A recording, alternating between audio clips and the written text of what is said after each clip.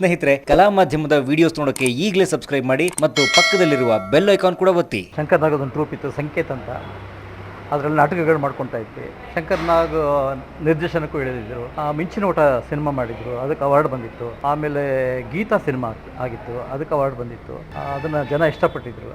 ಹಾಗಾಗಿ ಒಬ್ಬ ಏನು ಸೃಜನಶೀಲ ನಿರ್ದೇಶಕ ಅಂತ ಶಂಕರ್ ನಾಗಿಗೆ ಒಂದು ಸ್ವಲ್ಪ ರೆಕಗ್ನೇಷನ್ ಎಲ್ಲ ಇತ್ತು. ಅವಾಗ ಶಂಕರ್ ನಾಗ್ ಡೈರೆಕ್ಟ್ ಮಾಡಿದರೆ ಬೇರೆ ಥರ ಇರುತ್ತೆ, ತುಂಬ ನ್ಯಾಚುರಲ್ ಆಗಿರುತ್ತೆ ಅಂತ. ಆಮೇಲೆ ಮಾಲ್ಗುಡಿ ಡೇಸ್ಗೆ ಸಂಬಂಧಪಟ್ಟಾಗೆ ಅದರ ಪ್ರೊಡ್ಯೂಸರ್ ಹೆಸರು ಬಂದು TS ನರಸಿಂಹನ್ ಅಂತ. ಅವರು ಸ್ವಲ್ಪ ಚಿಲ್ಡ್ರನ್ ಫಿಲಮ್ ಸೊಸೈಟಿನಲ್ಲೆಲ್ಲ ಸ್ವಲ್ಪ ಆ್ಯಕ್ಟಿವ್ ಮೇನ್ ಪೊಸಿಷನಲ್ಲಿ ಇದ್ದರು. ಅನೇಕ ಮಕ್ಕಳು ಸಿನಿಮಾಗಳೆಲ್ಲ ಮಾಡಿದ್ದಾರೆ. ಕಮರ್ಷಿಯಲಿ ಬಂಗಾರದ ಹೂವು ಅಂತ, ಬಂಗಾರದ ಪಂಜರ ಅಂತ ಒಂದು ಸಿನಿಮಾ ಮಾಡಿದ್ರು. ಅಲ್ಲಲ್ಲ ಏನೋ ಬಂಗಾರದ ಪಕ್ಷಿ ಅಂತ ಏನೋ ಒಂದು ಸಿನಿಮಾ ಮಾಡಿದ್ರು, ನಾಗಾಭರಣ ನಿರ್ದೇಶನ ಮಾಡಿದರು. ಅದು ಕಮರ್ಷಿಯಲ್ ಸಿನಿಮಾ ಮಾಡಿದರು. ಅದ್ರ ಜೊತೆಗೆ RK ನಾರಾಯಣ್ದು ಒಂದು ಸಬ್ಜೆಕ್ಟು ಬ್ಯಾಂಕರ್ ಮಾರ್ಗಯ ಅಂತ, ಅದನ್ನು ಅವರು ಡೈರೆಕ್ಟ್ ಮಾಡಿದ್ರು. ಅದನ್ನು ಸಹ ಪ್ರೊಡ್ಯೂಸ್ ಮಾಡಿದ್ರು. ಯಾರು? TS ನರಸಿಂಹನ್ ಅವರು. TS ನರಸಿಂಹನ್ ಅವರು ಆ ಬ್ಯಾಂಕರ್ ಮಾರ್ಗಯ್ಯ ಪ್ರೊಡ್ಯೂಸ್ ಮಾಡಿದಾಗ ಬಹುಶಃ RK ನಾರಾಯಣ್ ಅವರ ಪರಿಚಯ ಆಗಿತ್ತು. ಎಲ್ಲೋ ಒಂದು ಕಡೆ ಪ್ರಪೋಸಲ್ ಬಂದಿದೆ ಅವರಿಬ್ಬರ ಮಧ್ಯ. ಈ ಥರ ನನ್ನ ಇದನ್ನೆಲ್ಲ ನನ್ನ ಕಥೆಗಳನ್ನೆಲ್ಲ ಸಿನಿಮಾ ಮಾಡೋದಾದರೆ ನೀನು ಮಾಡು ಅಂತ. ನರಸಿಂಹನ್ ಫ್ಯಾಮಿಲಿಗೆ ಸ್ವಲ್ಪ RK ನಾರಾಯಣ್ ಫ್ಯಾಮಿಲಿ ಸ್ವಲ್ಪ ಹತ್ತಿರದ ಇದು. ಹಾಗಾಗಿ ನರಸಿಂಹನ್ ಅವರಿಗೆ ಮನಸ್ಸಿಗೆ ಹೋಯ್ತದು, RK ನಾರಾಯಣ್ ಸಬ್ಜೆಕ್ಟನ್ನು ನಾವು ಸಿನಿಮಾ ಮಾಡಬೇಕು ಅಂತ. ಸೊ ಅದಕ್ಕೊಬ್ಬ ಸರಿಯಾದ ನಿರ್ದೇಶಕ ಬೇಕಲ್ಲ. ಆಗ ಶಂಕರ್ ನಾಗ್ ಹತ್ರ ಮಾಡಿಸ್ಬೋದು ಅಂತ ಅವ್ರಿಗೆ ಅನಿಸಿದೆ. ಬೇಕಾದ್ರೆ ಮಿಂಚಿನ ಓಟ ಎಲ್ಲ ನೋಡಿದರು, ಸೆನ್ಸಿಬಲ್ ಅಂತ ಅನಿಸಿತ್ತು. ರಂಗಭೂಮಿಯವರು ಅಂತ ಗೊತ್ತಿತ್ತು. ರೆಗ್ಯುಲರ್ ಕಮರ್ಷಿಯಲ್ ಡೈರೆಕ್ಟರ್ಗಳಿಗಿಂತ ಬೆಟರ್ ಪರ್ಸನ್ ಅನ್ನೋ ಲೆವೆಲಲ್ಲಿ ಬಹುಶಃ ಶಂಕರ್ ನಾಗನ್ನು ಆರಿಸ್ಕೊಂಡ್ರು ಅಂತ ಅನಿಸುತ್ತೆ.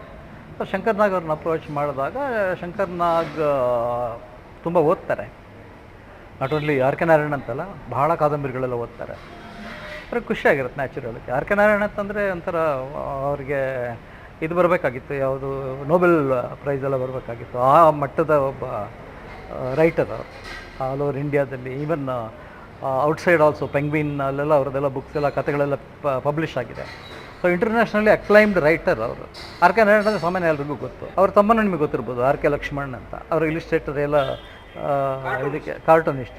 ಟೈಮ್ಸ್ ಆಫ್ ಇಂಡಿಯಾಕ್ಕೆ, ಇದಕ್ಕೆ ಇಂಡಿಯನ್ ಎಕ್ಸ್ಪ್ರೆಸ್ಗೆಲ್ಲ ಕಾರ್ಟೂನ್ ಬರೀತಾಯಿದ್ರು. ಅವರು ಬಹಳ ಫೇಮಸ್ ಅವರು. ಹಾಗಾಗಿ ನರಸಿಂಹನ್ ಅವ್ರಿಗೂ ಅದನ್ನು ಶಂಕರ್ ನಾಗಿಗೆ ಬಂದು ಒಪ್ಪಿಸಿದಾಗ ಶಂಕರ್ ನಾಗಿಗೆ RK ನಾರಾಯಣ್ ಬಗ್ಗೆ ಚೆನ್ನಾಗಿ ಗೊತ್ತಿತ್ತು. ಹಾಗಾಗಿ ಆ ಕಥೆಗಳನ್ನೆಲ್ಲ ಇನ್ನೊಂದ್ಸರಿ ಎಲ್ಲ ಮಾಡಿಕೊಂಡ್ರು, ಮೆಮರೈಸ್ ಮಾಡಿಕೊಂಡು ಖುಷಿಯಿಂದನೇ ಒಪ್ಕೊಂಡ್ರು ಮಾಡೋಣ ಅಂತ. ಅಲ್ಲಿಂದ ಟೀಮ್ ಕಟ್ಟೋದಿದೆಯಲ್ಲ. ಸೊ ನಮ್ಮದೇ ಒಂದು ಟೀಮ್ ಇತ್ತು ಆಲ್ರೆಡಿ. ನಾವು ಆಗಲೇ ನೋಡಿ ಸ್ವಾಮಿ ನಾವಿರೋದಕ್ಕೆ ಇದೆಲ್ಲ ಶೂಟ್ ಮಾಡಿದ್ವಿ. ಸೊ ನಮ್ಮದೇ ಒಂದು ಟೀಮ್ ಇತ್ತು. ನಾನು, ರಮೇಶ್ ಭಟ್, ಆಮೇಲೆ ಕಾಶಿ ಇದ್ದ ಅವಾಗ, ಆಮೇಲೆ ಸಾವಂತ್ ಅಂತ ಅಸೋಸಿಯೇಟ್ ಡೈರೆಕ್ಟ್ರು, ಪಿಂಟಿ ಅಂತೇಳಿ, ಆಮೇಲೆ ಅರುಂಧತಿಯವರು. ಹೀಗೆ ನಾವೆಲ್ಲ ಎಲ್ಲರೂ ಶಂಕರ್ ನಾಗ್ ಮಾಡಿದಂಥ ಎಲ್ಲ ಸಿನಿಮಾಗಳು ನಿರ್ವಹಣೆ ನಂದೆ. ಇನ್ಕ್ಲೂಡಿಂಗ್ ಆಕ್ಸಿಡೆಂಟ್ ಆಗಿರ್ಬೋದು, ನೋಡಿ ಸ್ವಾಮಿ ನಾವಿರೋದು ಆಗಿರ್ಬೋದು. ಸಿನಿಮಾದೆಲ್ಲ ನಿರ್ವಹಣೆ ನಾನೇ ಮಾಡಿದ್ದೆ. ಪರಮೇಶಿ ಪ್ರೇಮ ಪ್ರಸಂಗ, ಹಾಗೆ ಆ ಸಿನಿಮಾಗಳೆಲ್ಲ ನಾನು ವರ್ಕ್ ಮಾಡಿದ್ದೆ. ಅಷ್ಟೊತ್ತಿಗೆ ನನಗೂ ಒಂದು ಸ್ವಲ್ಪ ಸಿನಿಮಾ ಪ್ರೊಡಕ್ಷನ್ ಕೈಗೆ ಬಂದಿತ್ತು. ಸೊ ನಾವೆಲ್ಲ ಸೇರಿಕೊಂಡು ಒಂದು ಹೀಗೆ ಶಂಕರ್ ಪ್ರಪೋಸ್ ಮಾಡಿದ್ರು, ಹೀಗೆ ಬಂದಿದೆ ಮಾಡೋಣ ಅಂದರೆ ಶೇರ್ ಮಾಡ್ಕೊಳ್ಳೋದು. It is not asking for ಏನು ಮಾಡ್ಬೋದಾ ಆ ಥರ ಎಲ್ಲ ಮಾಡ್ತಾಯಿದ್ದೀನಿ, ಎಲ್ಲ ಸೇರ್ಕೊಂಡು ಮಾಡೋಣ. ನಾವಿಗೂ ಖುಷಿ ಅಲ್ಲ, ಒಂದು ಹೊಸ ಪ್ರಾಜೆಕ್ಟು ಬೇರೆ ಥರ ಇರುತ್ತೆ, ಹಿಂದಿಲಿ ಮಾಡೋದು ಅಂತ ಬೇರೆ. ಅವಾಗ ದೂರದರ್ಶನ್ ಅಪ್ರೂವಲ್ ಸಿಕ್ತು ಯಾರಿಗೆ, ಶಂಕರ್ ನಾಗ್ ಒಪ್ಕೊಂಡ್ಮೇಲೆ ದೂರದರ್ಶನ ನೋಡುತ್ತೆ ಯಾರು ಡೈರೆಕ್ಟ್ರ್, ಯಾರು ಅವ್ರ ಕ್ಯಾಲಿಬರ್ ಏನು, ಅವ್ರು ಏನೇನು ಮಾಡಿದ್ದಾರೆ.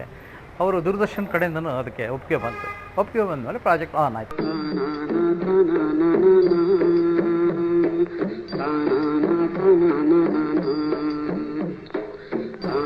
ಆನಾಯಿತು ಅಂತಂದರೆ ಮತ್ತೆ ಈಗ ಶಂಕರ್ ನಾಗ್ ಏನಾಗಿದೆ, ಬಾಂಬೆ ಥಿಯೇಟರ್, ಬಾಂಬೆ ರಂಗಭೂಮಿ, ಮರಾಠಿ ರಂಗಭೂಮಿ, ಕನ್ನಡ ರಂಗಭೂಮಿ ಹಾಗೂ ಬೆಂಗಳೂರಲ್ಲಿರುವಂಥ ಇಂಗ್ಲೀಷ್ ರಂಗಭೂಮಿ, ಇದರ ಇಷ್ಟು ಪರಿಚಯ ಇತ್ತು. ಹಾಗಾಗಿ ಆ್ಯಕ್ಟ್ರ್ಗಳಿಗೆ ಕೊರತೆನೇ ಇರಲಿಲ್ಲ.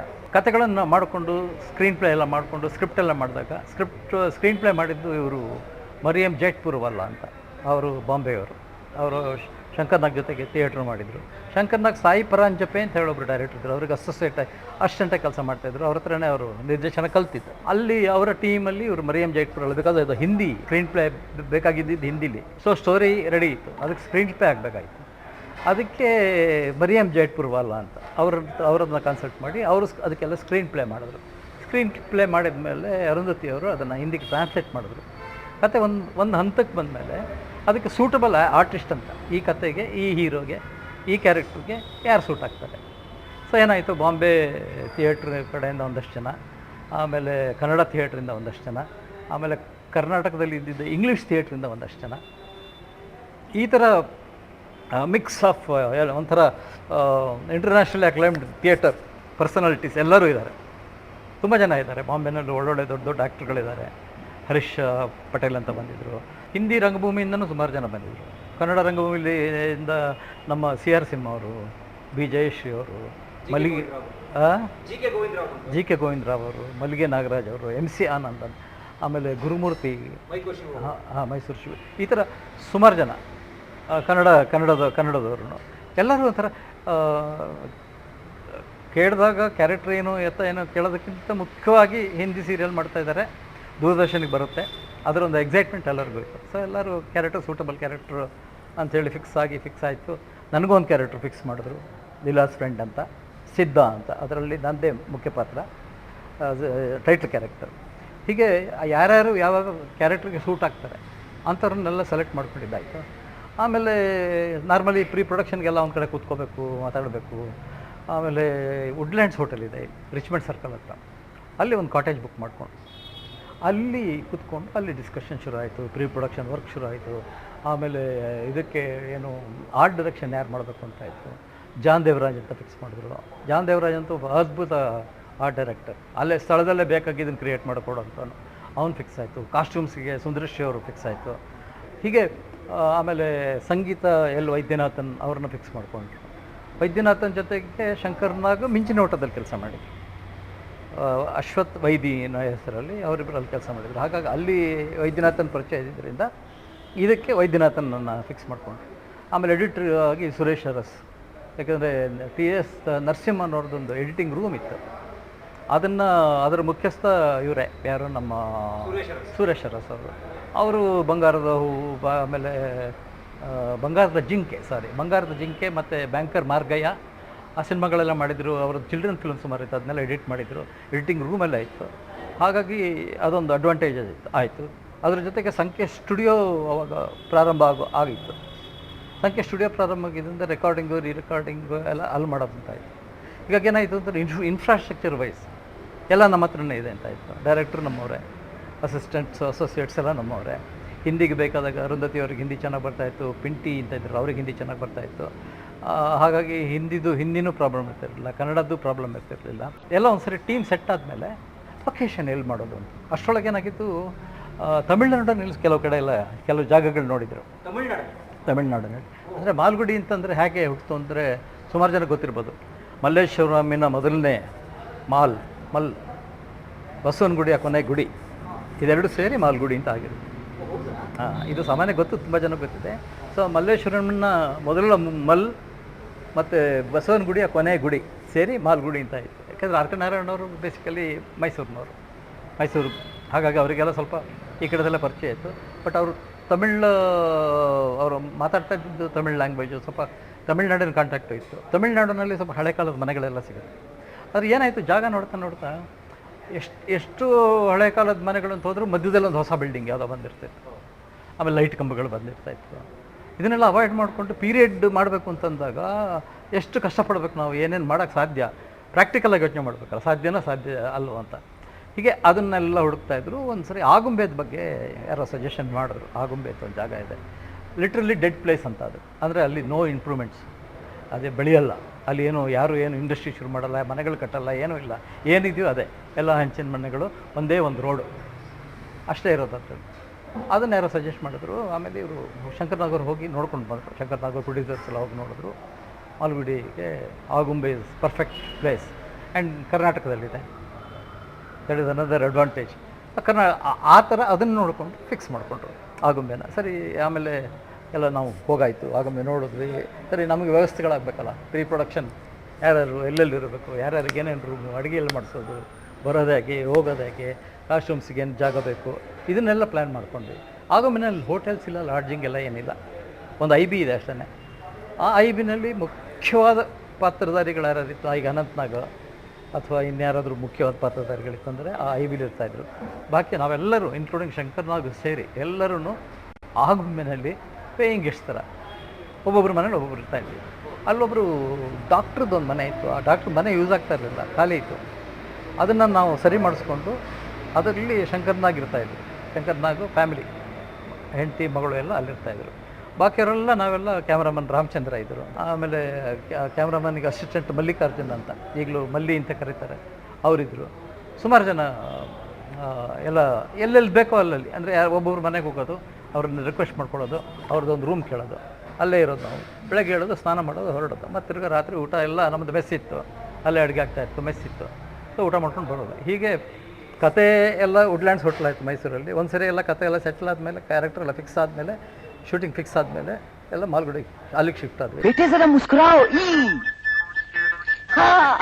ಅವಾಗ ಏನಾಗುತ್ತೆ ಅಂದರೆ ಮೊಬೈಲ್ ಇಲ್ಲ, ಎಲ್ಲ ಲ್ಯಾಂಡ್ಲೈನಲ್ಲೇ ಕನ್ಫರ್ಮೇಷನ್. STD ಇಲ್ಲ, STD ಆಗ್ತಾನೆ ಇಂಟ್ರಡಕ್ಷನ್ ಆಗ್ತಾಯಿತ್ತು. ಅದು STD ಬೂತ್ಗೆ ಹೋಗಿ ನಾವು ಕಾಯ್ಕೊಂಡಿರ್ಬೇಕಾಗಿತ್ತು. ಈ ಥರದ್ದೆಲ್ಲ ಇತ್ತು. ಅಂಥದ್ರಲ್ಲೂ ಎಲ್ಲ ಕಮ್ಯುನಿಕೇಟ್ ಮಾಡಿ, ಎಲ್ಲರನ್ನು ಮಾತಾಡಿಸಿ, ಎಲ್ಲರಿಗೂ ಪ್ರೋಗ್ರಾಮಿಂಗ್ ಕೊಟ್ಟು, ಪ್ಲ್ಯಾನಿಂಗ್ ಕೊಟ್ಟು. ಯಾಕೆಂತಂದರೆ ಬೆಂಗಳೂರವರೆಗೂ ಫ್ಲೈಟ್ ಇದೆ ಬಾಂಬೆ ಆರ್ಟಿಸ್ಟ್ಗಳಿಗೆ. ಬೆಂಗಳೂರವರೆಗೂ ಫ್ಲೈಟಲ್ಲಿ ಬರ್ಬೋದು. ಅಲ್ಲಿಂದ ಮುಂದೆ ಬಸ್ ಹಿಡಿಲೇಬೇಕು ಅವರು. ಆಗುಂಬೆಗೆ ರಾತ್ರಿ ಒಂದು ಬಸ್, ಲಕ್ಸುರಿ ಬಸ್ಸು ಇಲ್ಲ, ಒಂದು ತೀರ್ಥಹಳ್ಳಿವರೆಗೂ ಬರೋದು, ಇಲ್ಲ ಆಗುಂಬೆಗೆ ಬರೋದು. ಅವರು ಆಗುಂಬೆ ಬಸ್ ಅಲ್ಲಿ ಕೂತ್ಕೊಂಡ್ಬಿಟ್ರೆ ಅಲ್ಲಿಂದ ತೀರ್ಥಹಳ್ಳಿಗೋ ಅಥವಾ ಆಗುಂಬೆಗೆ ಬರ್ತಾಯಿದ್ರು. ಬಂದರೆ ಡೈರೆಕ್ಟಾಗಿ ಇದು ನಮ್ಮಲ್ಲಿ ಯಾರು ಬಿಗ್ನಿಕಲ್ ಕೆಲವರೆಲ್ಲ ಕರ್ಕೊಂಬರ್ತಾಯಿದ್ರು. ಕೆಲವು ಸಾರಿ ಆರ್ಟಿಸ್ಟ್ಗಳು ಹೇಳ್ತಾಯಿದ್ರು, ನೀವು ಯಾಕೆ ಬರೋಕ್ಕೆ ಹೋಗ್ತೀರಾ, ನಮ್ಗೆ ಹೇಳಿ, ಜಾಗ ಹೇಳಿ, ಬಸ್ ನಂಬರ್ ಹೇಳಿ, ನಾವೇ ಬರ್ತೀವಿ ಅಂತ.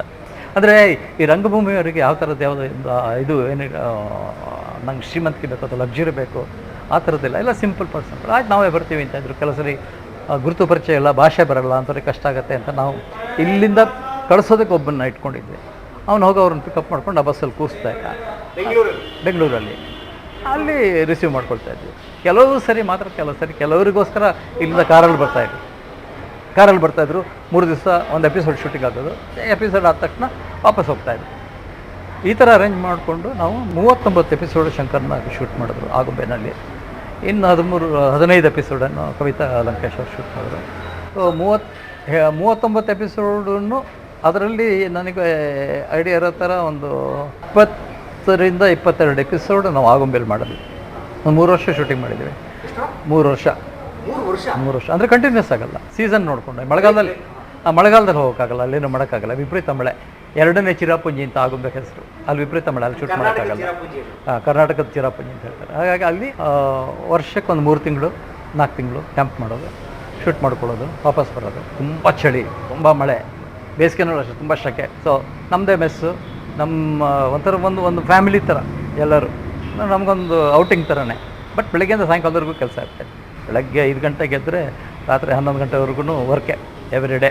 ಅದರಲ್ಲಿ ಮಧ್ಯದಲ್ಲಿ ಸಂಡೇ ಹಾಲಿಡೇ ಅದು ಇದು ಆ ಥರದಲ್ಲಿ ಏನಿಲ್ಲ. ಒಂದು ಸರಿ ಹೋದರೆ 3 ತಿಂಗಳು ಕಂಟಿನ್ಯೂಸ್, 4 ತಿಂಗಳು ಕಂಟಿನ್ಯೂಸ್ ಕೆಲಸ.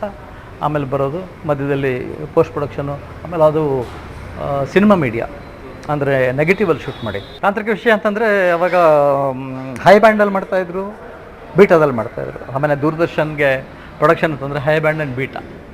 ಹೈ ಬ್ಯಾಂಡಲ್ಲಿ ಅಕ್ಸೆಪ್ಟ್ ಮಾಡ್ತಾಯಿದ್ರು ಅವಾಗ ದೂರದರ್ಶನ್ ಅವರು. ಬುನಿಯಾದ್ ಅಂತ ಬರ್ತಾಯಿತ್ತು ಅವಾಗೆಲ್ಲ, ಕೆಲವು ಬಿಗ್ನಿಂಗಲ್ಲಿ ಬಂದಿದ್ದೆಲ್ಲ. ಬಟ್ ಶಂಕರ್ನಾಗರೆಲ್ಲರೂ ಇದೆ technically very well known. Cinema ಫಾರ್ಮ್ಯಾಟಲ್ಲಿ ಮಾಡೋಣ ಅಂತ, ನೆಗೆಟಿವಲ್ಲಿ ಮಾಡೋಣ ಅಂತ. ಅಂದರೆ ಟೆಕ್ನಿಕಲಿ ಅಷ್ಟು ನಾನು ಟೆಕ್ನಿಕಲಾಗಿ ಮಾತಾಡೋಕ್ಕಾಗಲ್ಲ. ಬಟ್ ಅಡ್ವಾಂಟೇಜ್ ಹೈ ಬ್ಯಾಂಡಿಗೆ ಮಾಡಿದ್ರೆ ಅದರ ಲಿಮಿಟೇಷನ್ನು. ಆಮೇಲೆ ನಾವು ಸಿನಿಮಾ ಕ್ಯಾಮ್ರಾದಲ್ಲಿ ಮಾಡಿದರೆ ಅದಕ್ಕಿರೋದು ಅನ್ಲಿಮಿಟೆಡ್ ಸ್ಕೋಪ್ ಎಲ್ಲ ಇದೆಯಲ್ಲ. ಆಮೇಲೆ ಝೂಮ್ ಲೆನ್ಸಸ್ ಯೂಸ್ ಮಾಡೋದು, ಕ್ಲೋಸಸ್ ಬರೋದು, ಆ ಥರದ್ದೆಲ್ಲ ಸುಮಾರಷ್ಟು ಯೋಚನೆ ಮಾಡಿ. ಆಮೇಲೆ ಡೆಪ್ತ್, ಆ ಥರದ್ದೆಲ್ಲ ಯೋಚನೆ ಮಾಡಿದಾಗ ಸಿನಿಮಾ ಕ್ಯಾಮ್ರಾ ಬೆಟರ್ ಅಂತ. ಅಂದರೆ ಬಿಸ್ನೆಸ್ ಪಾಯಿಂಟ್ ಆಫ್ ವ್ಯೂವಿಂದ ಅಲ್ಲ, quality point of the view. ಅದನ್ನು 35mm ಮಾಡೋದು ಅಂತ. ಎಕ್ಸ್ಪೆನ್ಸಸ್ ಆಗುತ್ತೆ, ಖರ್ಚು ಜಾಸ್ತಿ ಆಗುತ್ತೆ ಅಂತ ಗೊತ್ತಿತ್ತು. ಬಟ್ ಸ್ಟಿಲ್ ಶಂಕರ್ನಾಗ್ ಅವ್ರನ್ನ ಒಪ್ಪಿಸಿದ್ರು, ಯಾರು ನರಸಿಂಹನ್ ಅವ್ರನ್ನ ಒಪ್ಪಿಸಿ 35mm ಶೂಟ್ ಮಾಡೋದು, ಸಿನಿಮಾ ಫಾರ್ಮೆಟಲ್ಲಿ ಶೂಟ್ ಮಾಡೋದು ಅಂತ. ಸೊ 2 ಕ್ಯಾಮ್ರಾ ಇಟ್ಕೊಂಡಿದ್ವಿ. ಒಂದು ಹ್ಯಾರಿ ಒಂದು ಇಟ್ಕೊಂಡಿದ್ವಿ, ಒಂದು ಮಿಚೆಲ್ ಇಟ್ಕೊಂಡಿದ್ವಿ. ಅಂದರೆ ಡಿಸಾಲ್ವ್ ಮಾಡೋದಕ್ಕೆ ಅದಕ್ಕೆ ಎಲ್ಲ ಮಿಚೆಲ್ ಕ್ಯಾಮ್ರಾ ಇಟ್ಕೊಂಡಿದ್ವಿ. ಹಾಗಾಗಿ ನಾವು ಅದನ್ನು 35mm ಶೂಟ್ ಮಾಡಬೇಕಾಯ್ತು. मैं क्या बताऊं, जब से नए बैट बॉल आए हैं तू 4 बार भी नहीं खेला उनके साथ. ಅದಕ್ಕೆ ನೆಗೆಟಿವ್ಸ್ ಎಲ್ಲ ಇಲ್ಲಿ ಪ್ರಸಾದ್ ಲ್ಯಾಬಿಂದ ಬರೋದು, ಬೆಂಗಳೂರಿಂದ. ತಿರ್ಗಿ ಪ್ರೊಸೆಸಿಂಗಿಗೆ ಅಲ್ಲೇ ಹೋಗೋದು. ಪ್ರಸಾದ್ ಲ್ಯಾಬಿಂದ ಪ್ರೊಡ್ಯೂಸರ್ ಮಗ ಇದ್ದರು ಬದ್ರಿನಾಥ್ ಅಂತ. ಅವರು ಆ ಫೆಸಿಲಿಟೀಸ್ ಅವ್ರು ಪ್ರೊವೈಡ್ ಮಾಡ್ತಾಯಿದ್ರು. ಇಲ್ಲಿಂದ ಬರೋದು ಹೋಗೋದು, ವಾರಕ್ಕೊಂದು ಸರಿ ಬಂದು ಹೋಗಿ ಮಾಡ್ತಾಯಿದ್ರು. ನಮಗೆ ದುಡ್ಡು ಬೇಕಾಗ್ತಾಯಿತ್ತು. ನಮಗೆ ಡೀಸೆಲು ಪೆಟ್ರೋಲು ಎಲ್ಲ ಇಲ್ಲ. ಆಗೋಮೇಲೆ ನಾವು ಎಲ್ಲ ವೆಹಿಕಲ್ಗಳೆಲ್ಲ ಇತ್ತು, ಆಮೇಲೆ ಕಾರ್ಗಳಿತ್ತು. ಅದಕ್ಕೆಲ್ಲ ಡೀಸೆಲು ಪೆಟ್ರೋಲೆಲ್ಲ ಬೇಕು. ಅದನ್ನೆಲ್ಲ ನಾವು ತೀರ್ಥಹಳ್ಳಿಯಿಂದ ತರ್ತಾಯಿದ್ವಿ ವ್ಯಾನಲ್ಲಿ. ತೀರ್ಥಹಳ್ಳಿಯಿಂದ ತಂದುಕೊಂಡು ಸ್ಟಾಕ್ ಮಾಡಿಟ್ಕೊಂಡಿದ್ವಿ. ಒಂಥರ ಆರ್ಗನೈಸ್ಡ್ ಕ್ಯಾಂಪ್, ಅಂದರೆ ಬಿಗ್ ಕ್ಯಾಂಪ್. ಪೆಟ್ರೋಲ್ ಬೇಕು, ಡೀಸೆಲ್ ಬೇಕು, ನೀರು ಬೇಕು. ಆಮೇಲೆ ಅಲ್ಲೊಂದು ಸಣ್ಣ ನದಿ ಥರ ಹರಿತಾ ಇತ್ತು, ಅದರ ದಂಡೆ ಮೇಲೆ ಶೂಟ್ ಮಾಡ್ತಾಯಿದ್ವಿ. ಆಮೇಲೆ ಯಾವುದೋ ಒಂದು ಹಳೆ ಛತ್ರ ಇತ್ತಲ್ಲಿ, ಖಾಲಿ ಛತ್ರ, ಅದನ್ನು ಬುಕ್ ಮಾಡಿಕೊಂಡು ಅದರಲ್ಲಿ ಮೆಸ್ ಮಾಡ್ಕೊಂಡ್ವಿ. ಬೆಂಗಳೂರಿಂದ ಅಡುಗೆಯವ್ರನ್ನ ಕರ್ಕೊಂಡು ಹೋಗಿದ್ವಿ. ದಿನಕ್ಕೆ ಏನಿಲ್ಲ ಅಂದರೂ ಒಂದು 100 ಜನ 120 ಜನಕ್ಕೆ ಊಟ. ಅದರಲ್ಲಿ ಒಂದು 25ರಿಂದ 30 ಜನ ಕಲಾಕ್ಷೇತ್ರದಲ್ಲಿ ರಮೇಶ್ ಅಂತ ಇದ್ದಾರೆ, MS ಸತ್ಯು, ಆಮೇಲೆ MS ಉಮೇಶ್ ಅವರ ತಮ್ಮ ರಮೇಶ್ ಅಂತ, ಅವ್ರನ್ನ ಕಾಂಟ್ಯಾಕ್ಟ್ ಮಾಡಿಕೊಂಡು ಸ್ಥಳೀಯ ಕಲಾವಿದರು ಯಾರ್ಯಾರಿದ್ದಾರೆ ಅವರೆಲ್ಲ ನಮ್ಗೆ ಬೇಕು ಅಂತ ಒಂದು 15ರಿಂದ 20 ಜನ ನಮ್ಮ ಜೊತೆಲೇ ಇರಬೇಕು, ಯಾವಾಗಲೂ ನಮ್ಮ ಜೊತೆಲೇ ಇರಬೇಕು. ಜೂನಿಯರ್ಸ್ ಅಂತ ನಾವು ಕರೆಯಲ್ಲ, ಅವ್ರನ್ನ ರಂಗಭೂಮಿ ಕಲಾವಿದರು, ಸಹನಟರು ಅಂಥವ್ರನ್ನೆಲ್ಲ ಬೇಕು ಅಂತೇಳಿ. ಸೊ ಆ ಥರ ಸಹನಟರೇ ಒಂದು 25-30 ಜನ ಇರ್ತಿತ್ತು. ಅವ್ರ ಕೆಲಸ ಏನು ಅಂತಂದರೆ ಬೆಳಗ್ಗೆ ಎದ್ದರು ಅವರಿಗೆಲ್ಲ ಇರೋದಕ್ಕೆಲ್ಲ ಒಂದೊಂದು ಕಡೆ ವ್ಯವಸ್ಥೆ ಮಾಡಿದ್ವಿ, ಅಲ್ಲೇ ಸುತ್ತಮುತ್ತ ಕೂಗಳತೆಯಲ್ಲಿ ಕರೆದ್ರೆ ಹಿಂಗೆ ಬರಬೇಕು ಆ ಥರ. ಅಲ್ಲಿ ಅವರು ಅದನ್ನೆಲ್ಲ ಬೆಳಗ್ಗೆ ಎದ್ದು ಹೇಳೋದು, ಸ್ನಾನ ಮಾಡೋದು, ಅವ್ರಿಗೇನು ಬಟ್ಟೆ ಕೊಟ್ಟಿರ್ತೀವಿ ಬಂದು ಅದು ಪರ್ಮನೆಂಟ್, ಅದನ್ನು ಹಾಕೊಂಡ್ಬಿಟ್ಟು ಶೂಟಿಂಗ್ ಎಲ್ಲಿದೆ ಅಂತ ಹೇಳಿರ್ತೀವಿ ಹಿಂದಿನ ದಿವಸ, ಆ ಜಾಗಕ್ಕೆ ಬಂದು ನಿಂತ್ಕೋಬೇಕಷ್ಟೇ. ಕೆಲಸ ಇದೆಯೋ ಬಿಟ್ಟಿದೆಯೋ, ಇವತ್ತು ನಿಮ್ದು ಅದೆಲ್ಲ ಇಲ್ಲ. ಯಾಕೆಂದರೆ ಯಾವಾಗಲೂ ಔಟ್ಡೋರಲ್ಲೇ ಮಾಡ್ತಾಯಿದ್ದು, ಬಂದು ಕೂತ್ಕೋತಾ ಇದ್ರು. ನೀವು ನೋಡಿರ್ಬೋದು the beauty of each and every take ಇದೆಯಲ್ಲ ಮಾಲ್ಗುಡಿ ಡೇಸ್. ಹಿಂದ್ಗಡೆ ಏನಾದರೂ ಒಂದು ಆ್ಯಕ್ಟಿವಿಟಿ ನಡೀತಾನೆ ಇರುತ್ತೆ. ಅವ್ನು ಬರ್ತಾನೆ, ಇವನು ಬರ್ತಾನೆ, ಯಾವುದೋ ಒಂದು ಹುಲ್ಲಿನ ಗಾಡಿ ಬರುತ್ತೆ, ಯಾವುದೋ ಒಂದು ವೆಹಿಕಲ್ ಬರುತ್ತೆ, ಯಾರೋ ಜನ ಮಾತಾಡ್ಕೊಂಡು ಹೋಗ್ತಿರ್ತಾರೆ, ಈ ಥರ ನೇಗ್ಲು ಹಿಡ್ಕೊಂಡು ಹೋಗ್ತಾ ಇರ್ತಾರೆ. ಇದನ್ನೆಲ್ಲ ಬ್ಯಾಕ್ಗ್ರೌಂಡೆಲ್ಲ ಆ್ಯಕ್ಟಿವಿಟಿ ರಮೇಶ್ ಭಟ್ ಮತ್ತು ಕಾಶಿ ಅವರು ತುಂಬ ಹ್ಯಾಂಡಲ್ ಮಾಡ್ತಾಯಿದ್ರು ಇದನ್ನೆಲ್ಲ ಜೊತೆಗೆ. ಯಾಕೆಂದರೆ ಅದರ ಈಗ ಇಡೀ ಫ್ರೇಮ್ ಚೆನ್ನಾಗಿ ಕಾಣಬೇಕು ಅಂತಂದರೆ ಅದು ಎಲ್ಲ ಸೇರಿಕೊಳ್ಳುತ್ತೆ. ಈ ಥರದ್ದೆಲ್ಲ ಸಣ್ಣದೆಲ್ಲ ಸೇರಿಕೊಂಡೇ ಒಂದು ಅದ್ಭುತ ಅಂತ ಅನಿಸೋದು. ಸೊ ಹಾಗಾಗಿ ಏನಾಗಿತ್ತು, ಆ ಥರದ್ದೆಲ್ಲ ಇವರು 35-40 ಜನ ಸಹ ಕಲಾವಿದರು ಅವರೆಲ್ಲ ಇದ್ದರು. ಅದು ಬಿಟ್ಟು ನಮ್ಮ ಕರ್ನಾಟಕದ ಅನೇಕ ನಟರು ಇದರಲ್ಲಿ ಮಾಡಿದ್ರು, ಇನ್ಕ್ಲೂಡಿಂಗ್ ಅನಂತ್ ನಾಗ್ ಅವರು ಬಿಡಿ, ಕನ್ನಡ, ತಮಿಳ್, ಹಿಂದಿ ಎಲ್ಲದರಲ್ಲೂ ಪಾಪ್ಯುಲರ್ ಅವರು. ಅಪಾರ್ಟ್ ಫ್ರಮ್ ದಟ್ AR ಸಿಂಹ ಅವರು ಮಾಡಿದ್ರು, ಆಮೇಲೆ ಲೋಕನಾಥ್ ಅವರು ಮಾಡಿದ್ರು, ಜಯಶ್ರೀ ಅವರು ಜಯಶ್ರೀ ಅವರು ಮಾಡಿದ್ರು, ಆಮೇಲೆ ವಿಷ್ಣು ಸರ್ ಮಾಡಿದ್ರು, ವಿಷ್ಣುವರ್ಧನ್ ಅವರು. ಭಾಳ ಖುಷಿಲಿ ಪಾಪ ಅವರು ಮಾಲ್ಗುಡಿ ಡೇಸ್ ಅಂದ ತಕ್ಷಣ ಖುಷಿಲಿ ಅವರು ಮಾಡಿದ್ರು. ಆಮೇಲೆ ನಾಗೇಶ್ ಅಂತ HMT ಇಲ್ಲೇನೋ ಇದ್ದರು, ಅವರು ಮಾಡಿದ್ರು. ನಾಗೇಶ್ ಕಶ್ಯಪ್ ಅಂತ ಅವ್ರು ಮಾಡಿದ್ರು. TV ಗುರುಮೂರ್ತಿ ಅಂತ ಎಲ್ಲ ಸ್ಥಳೀಯ ಕಲಾವಿದರು, ಎಲ್ಲ ಟೆಲಿವಿಷನ್ ಮತ್ತು ರಂಗಭೂಮಿ ಕಲಾವಿದರು. ಇಂಥವ್ರನ್ನೇ ಹಾಕ್ಕೊಂಡು ಈ ಒಂದು ಸೀರಿಯಲ್ನ ಮಾಡಿದ್ದಾಯಿತು. ಕೆಲವರಲ್ಲೆಲ್ಲ ರಿಪೀಟ್ ಆಗ್ತಾಯಿದ್ರು ಆ್ಯಕ್ಟ್ರುಗಳು. ಈಗ ಒಂದು ಕ್ಯಾರೆಕ್ಟರ್ ಮಾಡಿದರೆ, ಈಗ ಕಾಶಿ ಒಂದು 8-10 ಎಪಿಸೋಡಲ್ಲಿ ಮಾಡಿದ್ದಾನೆ. ಅವನು ಬೇರೆ ಪಾತ್ರ. ಅವನು ಸ್ವಾಮಿ ಆ್ಯಂಡ್ ಫ್ರೆಂಡ್ಸಲ್ಲಿ ಪೊಲಿಟಿಷಿಯನ್ಗೆ ಅಸಿಸ್ಟೆಂಟಾಗಿ ಕೆಲಸ ಮಾಡ್ದ. ಅಂದರೆ CR ಸಿಂಹಂಗೆ ಅಸಿಸ್ಟೆಂಟಾಗಿ ಕೆಲಸ ಇರ್ತಾರಲ್ಲ, ಚೇಲಾಗಳು ಇರ್ತಾರಲ್ಲ, ಆ ಥರದ್ದು ಕೆಲಸ ಮಾಡ್ದ. Trial of the green blazer ಅಂತ ಬಂತು, ಅದರಲ್ಲಿ ಅವನೇ ಹೀರೋ ಕಾಶಿ. ಹಾಗಾಗಿ ಆ ಥರ ಎಲ್ಲ ಮೇಕ್ ಶಿಫ್ಟ್ ಎಲ್ಲರೂ ರಮೇಶ್ ಭಟ್ ಯಾವುದೋ ಒಂದು ಎಪಿಸೋಡಲ್ಲಿ ಕೆಲಸ ಮಾಡಿದ್ರು. ಹೀಗೆ ಅದು ಹಾಗೆ ಬೇರೆ ಕ್ಯಾರೆಕ್ಟರ್ಗಳಲ್ಲಿ ಇನ್ವಾಲ್ವ್ ಆಗ್ತಾಯಿದ್ರು. ಎಲ್ಲ ನಮ್ಮೆಲ್ಲ ಶಫಲ್ ಮಾಡ್ಕೋತಾ ಇದ್ವಿ. ಅಂದರೆ ಭಾಳ ಜಾಣತನದಿಂದ ಬಳಸ್ಕೊಳ್ಳೋದು ಕಲಾವಿದರನ್ನ. ನಿಮಗೆಲ್ಲೂ ಅನ್ನಿಸ್ಬಾರ್ದು ಎಲ್ಲ ಎಲ್ಲ ಸೀರಿಯಲಲ್ಲೂ ಅವನೇ ಇದ್ದಾರಲ್ಲ ಅಂತ. ಹಾಗಲ್ಲ, ಹಾಗೆ ಮಾಡಲಿಲ್ಲ. ಆಮೇಲೆ ನಮಗೆ ಭದ್ರಾವತಿಯಿಂದ ಶಿವರಾಮ್ ಅಂತ ಅವರು ಭದ್ರಾವತಿಯಿಂದ ಆರ್ಟಿಸ್ಟ್ಗಳನ್ನ ಕರ್ಕೊಂಬರ್ತಾಯಿದ್ರು. ಯಾಕೆಂದರೆ ನಾವೆಲ್ಲದಕ್ಕೂ ಬೆಂಗಳೂರನ್ನ ನಂಬ್ಕೊಳ್ಳೋಕ್ಕಾಗಲ್ಲ. ಅವ್ರು ಶಿವರಾಮ್ ನನ್ನ ಶಿವಮೊಗ್ಗ ಫ್ರೆಂಡ್ಸ್ ಕಡೆಯಿಂದ ಅವ್ರು ಕರ್ಕೊಂಬಂದರು. ಆಮೇಲೆ ಅಲ್ಲಿ ಬೇಗಾರ ಅಂತ ಒಂದು ಊರಿದೆ, ಆ ಬೇಗಾರಲ್ಲಿ ರಮೇಶ್ ಅಂತ ಒಬ್ಬರು ಇದ್ದಾರೆ. ಅವ್ರಿಗೂ ಸ್ವಲ್ಪ ಸೀರಿಯಲ್ಲು ನಾಟಕಗಳು ಬರೀತಾರೆ, ಅವ್ರಿಗೂ ಇಂಟ್ರೆಸ್ಟ್ ಇತ್ತು. ಅವ್ರನ್ನ ರಿಕ್ವೆಸ್ಟ್ ಮಾಡ್ಕೊಂಡ್ವಿ. ಅವರು ಸುಮಾರು ಜನ ಅವ್ರ ಫ್ರೆಂಡ್ಸನ್ನೆಲ್ಲ ಕರ್ಕೊಂಬಂದರು. ಹಾಗಾಗಿ ನಮಗೆ ಜನಕ್ಕೆ ಕೊರತೆ ಆಗಲೇ ಇಲ್ಲ. ಇಷ್ಟು ಜನ ಬೇಕು ಅಂತಂದರೆ ಯಾರನ್ನಾರು ಒಬ್ರನ್ನ ಕಾಂಟ್ಯಾಕ್ಟ್ ಮಾಡ್ತಾಯಿದ್ವಿ, ಇಷ್ಟು ಜನ ಬೇಕು ಅಂತ. ಇನ್ನು ಬಂದು ಹೋಗೋ ಖರ್ಚುಗಳು, ಊಟ ತಿಂಡಿ ಅದೆಲ್ಲ ಮಾಡಲೇಬೇಕು. ಪ್ರೀ ಅಪ್ರೂವ್ಡ್ ಬಡ್ಜೆಟ್ ಕೊಡಬೇಕು, ಅದನ್ನು ಅಪ್ರೂವ್ ಮಾಡ್ಕೊಳ್ಬೇಕು. ಕತೆಗೆ ಪೂರಕವಾಗಿತ್ತು, ಬೇಕೇ ಬೇಕು. ಎಲ್ಲೂ ಬೇಕೇ ಬೇಕು ಅಂತಿದ್ದನ್ನು ಮಾತ್ರ ಬಳಸ್ಕೊಂಡಿದ್ದೆ.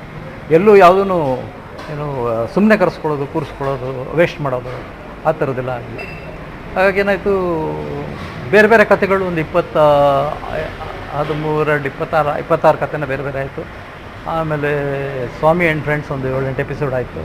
ಆಮೇಲೆ ಮಿಠಾಯಿ ವಾಲ ಒಂದು 7-8 ಎಪಿಸೋಡ್ ಆಯಿತು. ಹೀಗಾಗಿ ಒಟ್ಟು 39 ಎಪಿಸೋಡ್ ನಾವು ಶೂಟ್ ಮಾಡಿದ್ವಿ ಮಾಲ್ಗುಡಿ.